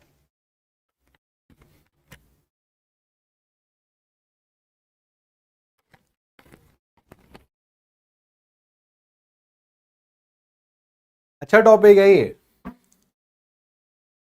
अब एक प्यारे, हाँ अब देखो एक बच्चे ने बड़ा इंटरेस्टिंग पॉइंट बोल दिया कि the direction of friction is same as that of the direction of motion in case of car. वो अलग चीज है बच्चे। मैं आपको एक चीज और बताता हूं, एक होता है फ्रिक्शन और एक होता है ड्रैग। इन दो चीजों में कंफ्यूजन नहीं आना चाहिए। जब आप एक गाड़ी की बात करते हो तो गाड़ी में दो जगह रेजिस्टेंस टू मोशन है। एक है ड्रैग जो सराउंडिंग फ्लूइड, इस केस में एयर दे रहा है, और एक वो है जो टायर और पेवमेंट के बीच में आ रहा है। ठीक है, तो ड्रैग अलग चीज है और फ्रिक्शन का कंसेप्ट अलग चीज होता है, उसको भी डिस्कस करेंगे। इनफैक्ट ड्रैग तो आप फ्लूइड मैकेनिक्स में पढ़ते भी हो। तो बच्चे अगर हम बात करें टाइप्स ऑफ फ्रिक्शन की, तो फ्रिक्शन दो टाइप का है। एक है स्टैटिक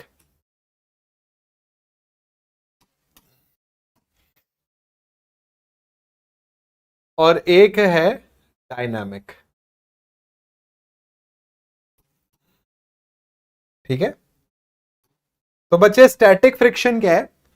जब बॉडी रेस्ट में होती है, when the body is at rest, तो जो फ्रिक्शन आता है वो स्टैटिक है। And when the body is moving, जो फ्रिक्शन आता है वो डायनामिक है।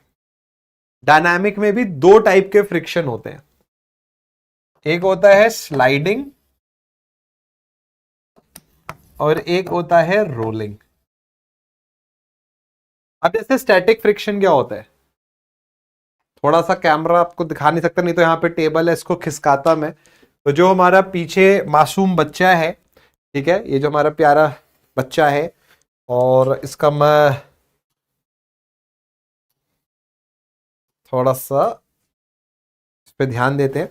तो मान लो ये प्यारा बच्चा फोर्स लगा रहा है and the body stage in rest. मान लो ये ब्लॉक मूव नहीं हुआ, तो अभी जो फ्रिक्शन जनरेट हुआ वो स्टैटिक फ्रिक्शन है, ठीक है। अगर ये बॉडी मूव हो गई तो जो फ्रिक्शन आया वो डायनामिक फ्रिक्शन है।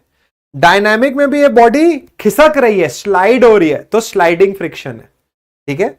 जैसे अभी एक मैं आपको फिगर दिखाऊं यहां पर, जैसे ये रहा, ये स्लाइडिंग है, खिसक रहा है, और अगर इसके ऊपर आ रहा है तो ये रोलिंग है, ठीक है। जैसे अगर हम बात करें स्टैटिक फ्रिक्शन की,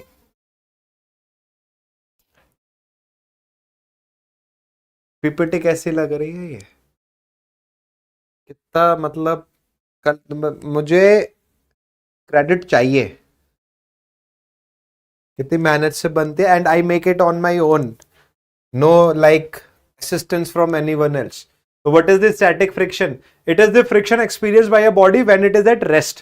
So when the body is at rest, उस टाइम पर बच्चों जो फ्रिक्शन आता है उसको स्टैटिक फ्रिक्शन बोलते हैं। जैसे ये भाई, अब देखो आप भाई साहब आ भी गई बात कि शियर के इफेक्ट की वजह से फ्रिक्शन आ रहा है। अब ये भैया इसको दम लगा के खींच रहे हैं अपनी तरफ, and let's say the body remains at rest, it implies the friction is acting at the direction opposite to the applied load. तो ये इधर खींच रहे हैं तो फ्रिक्शन अपोजिट डायरेक्शन में है, and let's say the body remain at rest, body rest में है, तो जो फ्रिक्शन आएगा इसको बोलेंगे static friction. This is static friction. Thank you. ऐसे तो वैसे तो खुद से ही आ जाना चाहिए था, बट चलो कैसे भी आया, तारीफ से मतलब होना चाहिए। और in other word it is the friction when the body tends to move, tends move नहीं कर रही है, कोशिश में है, तो कंफ्यूजन ना है। तो when the body remains at rest, आप बॉडी पे लोड लगा रहे हो बट बॉडी मूव नहीं हो रही है, इस केस में जो फ्रिक्शन आता है उसको बोलते हैं स्टैटिक फ्रिक्शन। आई मेरे मासूम बच्चे, ऐसा नहीं है, ये कौन सा कंसेप्ट है, ये कंसेप्ट, अरे प्यारे बच्चे ने बोला कि सर शियर के लिए जो ये भैया हैं इनको लोड ऊपर लगा, नहीं, शियर दो सरफेस में आ रहा है। कौन सा सरफेस है, इस ब्लॉक का बॉटम सरफेस और इस फ्लोर का टॉप सरफेस, वहां स्लाइडिंग हो रही है प्यारे बच्चे। ब्लॉक और फ्लोर के बीच में शियर लग रहा है।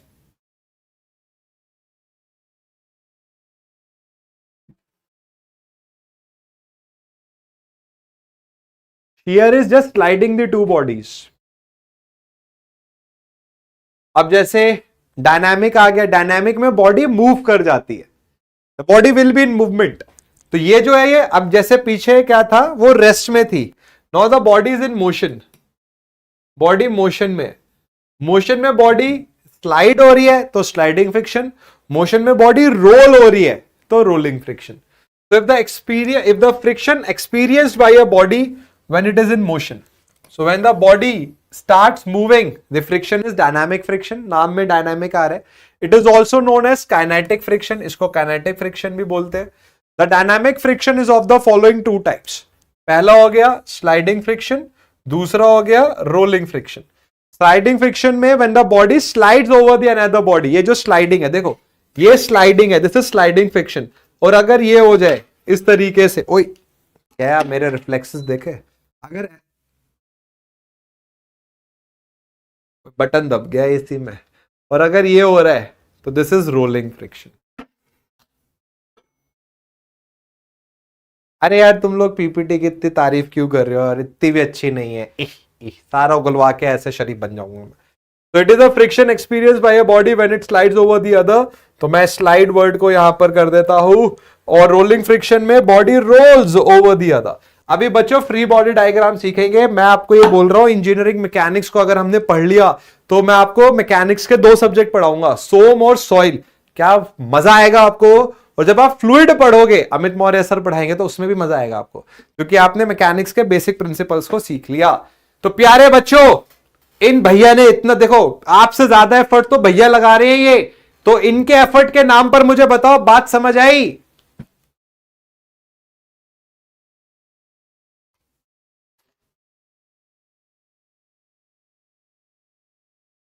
राहुल अभी समझेंगे इस चीज को। मैंने बनाया है पीपीटी, मैं बनाया।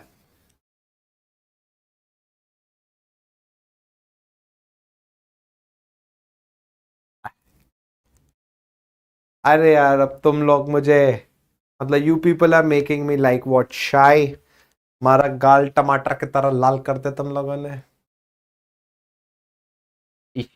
अभी देखो, अभी जैसे हमने जब वो पढ़ा था विच सब्जेक्ट, बिल्डिंग कंस्ट्रक्शन, तो उसमें बहुत पीपीटीज पढ़ी, इसमें भी पढ़ी। अभी नेक्स्ट जियोटेक पढ़ेंगे। जियोटेक में क्या है ना, पीपीटीज का रोल है, बट उसमें मैथमेटिकल डेरिवेशंस भी बहुत सारे हैं। But I hope I will try my level best कि जितना एक पीपीटी इंटरेस्टिंग हो सकती है उतना करें, क्योंकि मैं ये मानता हूं जैसे अगर आप कोई बुक भी पढ़ते हो, चाहे वो टेक्निकल बुक हो या कोई नॉवल भी हो, तो जितने चित्र होते हैं ना, ये सब जितने होंगे वो उसको देखने में मजा आता है, कलरफुल सा होता है, तो इट लुक्स गुड, सीखने में ज्यादा मजा आता है। अब बच्चे बात आती है लिमिटिंग फ्रिक्शन। लिमिटिंग फ्रिक्शन तो भैया जीवन है, जीवन है लिमिटिंग फ्रिक्शन। क्या है लिमिटिंग फ्रिक्शन? लिमिटिंग फ्रिक्शन क्या होता है? ये वो मैक्सिमम फ्रिक्शन है, या ये वो मैक्सिमम फ्रिक्शनल फोर्स है जो एक बॉडी ऑफर करती है मूवमेंट से पहले। सिंपल सा एग्जांपल मैं आपको देता हूं। लेट से मेरे सामने एक ब्लॉक रखा हुआ है, मैंने लोड लगाया, ब्लॉक नहीं खिसका। मैंने लोड बढ़ाया, ब्लॉक नहीं खिसका। क्यों नहीं खिसका? क्योंकि मैं लोड लगा रहा हूं और ब्लॉक मुझे फ्रिक्शन वापस दे रहा है। तो my load, my force is being balanced by frictional force. अब इस बार मुझे गुस्सा आ गया, मैंने भाई साहब बॉर्नवीटा नहीं, हाई लेवल शुगर कंटेंट है, तो मैंने सिर्फ दूध पिया, ठीक है, और इस बार दम लगाया और बॉडी खिसक गई। तो इसका मतलब यह हुआ कि एक टाइम था जब फ्रिक्शन की वैल्यू मैक्सिमम थी, और once this maximum friction barrier is overcame, जब मैंने इस मैक्सिमम फ्रिक्शन से ज्यादा लोड लगा दिया तो बॉडी खिसक गई। तो जो मैक्सिमम फ्रिक्शन एक बॉडी लगा सकती है, जो मैक्सिमम फ्रिक्शनल फोर्स एक बॉडी लगा सकती है मूवमेंट से जस्ट पहले, उसको बोलते हैं लिमिटिंग फ्रिक्शन। एक बारी बॉडी मूवमेंट में आ गई तो फ्रिक्शन बच्चे लेस देन मैक्सिमम हो जाता है, जो कि ये फिगर सजेस्ट करती है। दिस इज लिमिटिंग फ्रिक्शन, ये मैक्सिमम वैल्यू है फ्रिक्शन की। Once you overcome this maximum value, वह कौन सा बटन दब गया भाई, तो क्या हो जाएगा, फ्रिक्शन में ड्रॉप आ जाता है। यही सेम चीज पढ़ाई के साथ होती है, यही चीज किसी भी नए काम के साथ होती है। कोई भी नया काम करोगे ज्यादा मुश्किल लगेगा, ज्यादा आपको फ्रिक्शन आएगा। फ्रिक्शन का मतलब ऑब्स्ट्रक्शंस आएंगे, दिक्कतें आएंगी। But if you keep on pushing yourself, if you keep on motivating yourself, if you keep on giving the effort, तो एक टाइम पर once you clear this maximum friction, ऐसा नहीं है कि चीजें आसान हो जाएंगी, बट पहले से आसान हो जाती है। तो this is what the concept of limiting friction is. तो what is limiting friction? It has been observed that when a body lying over another body is gently pushed, it does not move because of the frictional forces which prevents the motion. ठीक बात है। तो अगर आपने उस maximum friction के barrier को अभी क्रॉस नहीं करा है, तो आपके लोड को फ्रिक्शन क्या कर रहा है, बैलेंस कर रहा है। It shows that this force is being exactly balanced by the force of friction. ठीक है भाई, अपोजिट डायरेक्शन में है तभी बैलेंस हो पा रहा है। If we again push the body a little harder, it is still found to be in equilibrium. तो आपने क्या करा, आपने बोला थोड़ा और दम लगाता हूं, बट बॉडी अभी भी इक्विलिब्रियम में है। This is the beauty of frictional force, it has the property to adjust its magnitude. आपने लोड बढ़ाया, फ्रिक्शन फोर्स ने अपने आप को बढ़ाया। फ्रिक्शन का टॉपिक बहुत इंपॉर्टेंट है जब जियोटेक पढ़ते हैं हम। तो it shows, this is the very interesting point, it shows that the force of friction has increased itself to become equal and opposite to the applied force, and this is a very unique property, बहुत unique property है ये। तो definitely इस property पर एक पेड़ तो बनना चाहिए। Thus the force of friction has a remarkable property of adjusting its magnitude so as to become exactly equal and opposite to the applied force which tends to produce motion. तो भैया बहुत ही अलग प्रॉपर्टी दिखाई frictional force ने कि अपनी magnitude को adjust कर लेते हैं लोड के हिसाब से ताकि मोशन ना हो पाए, बट एक सर्टेन टाइम के बाद ये जो फ्रिक्शन है इसको हम ओवरकम कर सकते हैं and then body starts moving. There is however a limit, limit है बच्चों इस चीज की, there is however a limit beyond which the force of friction can not increase, नहीं बढ़ सकता, force of friction can not increase further and this maximum force of friction is known as limiting friction.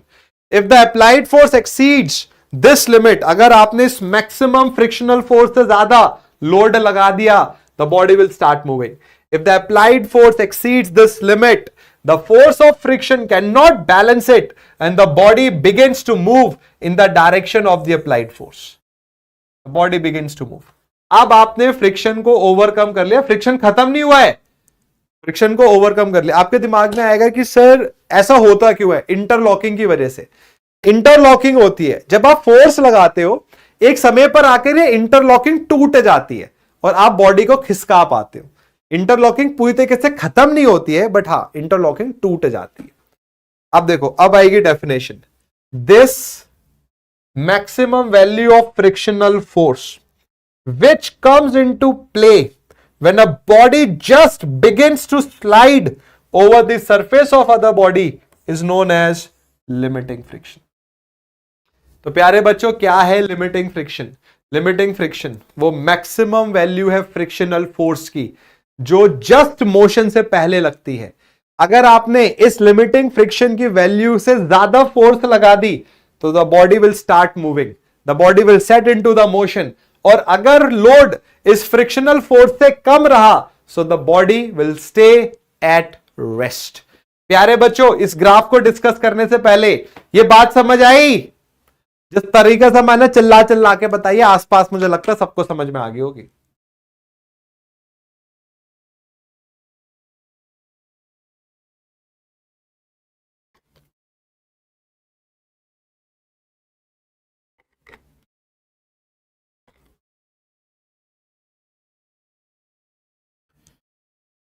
ओ भाई साहब, chess का भी match चल रहा है। चेस कौन प्यादा है? ये ऊंट, राजा। चेस तो शानदार गेम है ही। अब देखो बच्चे, यहां पर भी यही बताया गया है। तो ये अप्लाइड फोर्स है, ये फ्रिक्शन है, ठीक है। आपने लोड बढ़ाया तो फ्रिक्शन भी बढ़ रहा है। लोड आप बढ़ा रहे हो तो फ्रिक्शन बढ़ा है, जो मैं अभी बताया था कि फ्रिक्शन अपने मैग्नीट्यूड को एडजस्ट कर रहा है।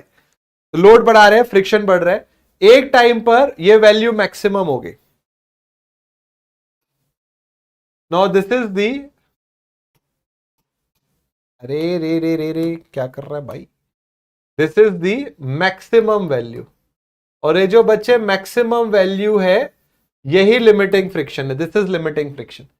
जब आपने फोर्स लिमिटिंग फ्रिक्शन से ज्यादा तोड़ दी, आपने इंटरलॉकिंग तोड़ दी, तो एकदम फ्रिक्शनल फोर्स में ड्रॉप आया, drop in frictional force due to the breakage of the interlocking, और उसके बाद वो वैल्यू फिर कांस्टेंट हो गई। अब मूवमेंट आ गया, डायनामिक। देखो यहां तक स्टैटिक है, till this point it is static. Static मतलब बॉडी रेस्ट में है।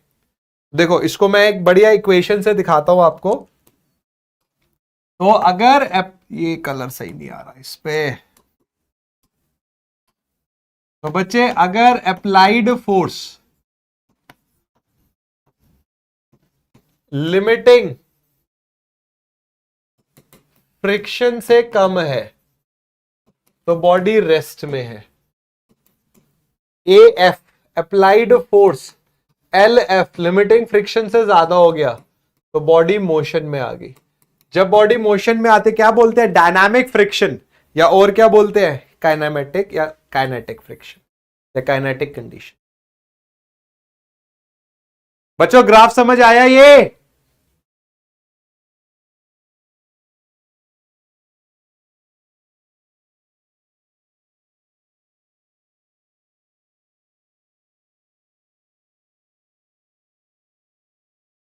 अच्छा टॉपिक है ये।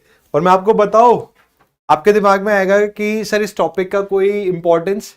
जियोमेट्रिक डिजाइन ऑफ हाईवेज में हम सुपर एलिवेशन पढ़ते हैं, बड़ा इंपॉर्टेंट टॉपिक है, बहुत सारे क्वेश्चन आते हैं सुपर एलिवेशन से। सुपर एलिवेशन में फ्रिक्शन का बहुत इंपॉर्टेंट रोल होता है। याद करिए एसएसडी शॉर्ट साइड डिस्टेंस में एक फॉर्मूला पढ़ते हो कि VT plus V square upon 2gf, F क्या है, फ्रिक्शनल कोफिशिएंट। तो हाईवे इंजीनियरिंग में तो बहुत एक्सटेंसिव यूज आएगा इस टॉपिक का। So it may be noted that when the applied force is less than the limiting friction, the body remains at rest, जो अभी मैंने लिखा, and the friction is called static friction which may have any value between 0 and limiting friction। तो ये बच्चों अभी पढ़ा हमने कि अगर applied force लेस है लिमिटिंग फ्रिक्शन से तो body is at rest, body rest में रहेगी। ज्यादा हो जाएगा तो बॉडी मूव कर जाएगी।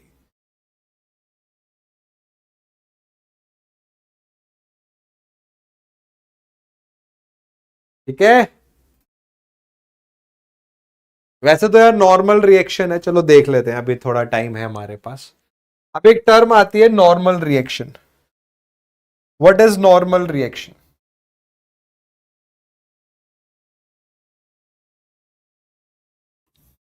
आई बिलीव ये आपने स्कूल में भी पढ़ा होगा। तो बच्चे ये एक बॉडी है और इस बॉडी का वेट,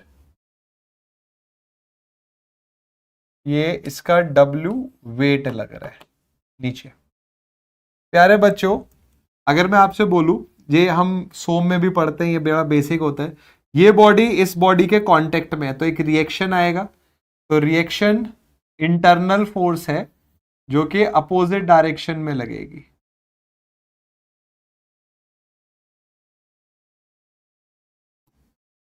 तो दिस इज रिएक्शन। तो as per this figure reaction is equals to W। ठीक है, तो रिएक्शन क्या होता है, जो बॉडीज जब कांटेक्ट में आती हैं तो जो कांटेक्ट पर फोर्स लगती है उसको रिएक्शन बोलते हैं। तो रिएक्शन is the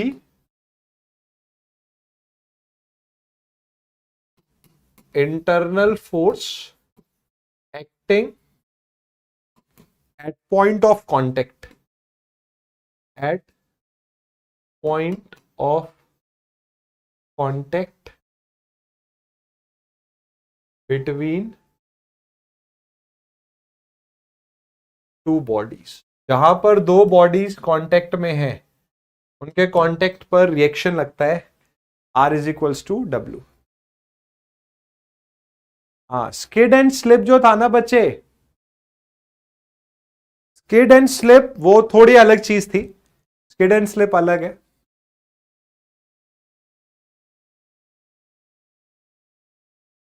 इस पे बड़ा एक अच्छा है, एक बच्चे ने बोला, इसको मैं बता भी देता हूं, friction area of the surface पे डिपेंड नहीं करता। बड़ा कंट्रोवर्शियल सा स्टेटमेंट है ये। फ्रिक्शन एरिया पे डिपेंड नहीं करता कांटेक्ट के, वो नेचर ऑफ द सरफेस पे डिपेंड करता है। बच्चों के दिमाग में आता है सर ज्यादा एरिया ज्यादा फ्रिक्शन, बट अगर मान लो वो स्मूथ है सरफेस तो क्या कर लोगे, फिर फ्रिक्शन तो आएगा ही नहीं। भाई फ्रिक्शन आता है इंटरलॉकिंग प्रॉपर्टी की वजह से। एक बिल्कुल स्मूथ सरफेस है और आपने एक बॉडी को उस स्मूथ सरफेस के ऊपर रख दिया, there will not be any friction because there is no interlocking at all. तो ऐसे केस में हम बोलते हैं कि फ्रिक्शन एरिया ऑफ कांटेक्ट पे डिपेंड नहीं करता, फ्रिक्शन डिपेंड करता है नेचर ऑफ द रफनेस पर, नेचर ऑफ द सरफेस पर। तो सरफेस का नेचर वो रफ है या स्मूथ है, ये कंट्रीब्यूटिंग फैक्टर होता है, ना कि एरिया ऑफ द कांटेक्ट। तो बच्चे अगर हम बात करें रिएक्शन की, तो it has been experienced that whenever a body lying on a horizontal और एन इंक्लाइंड सरफेस, ये हॉरिजॉन्टल है, इंक्लाइंड सरफेस भी मैं दिखाऊंगा आपको, lying on a horizontal or an inclined surface is in equilibrium, its weight acts vertically downwards through its center of gravity।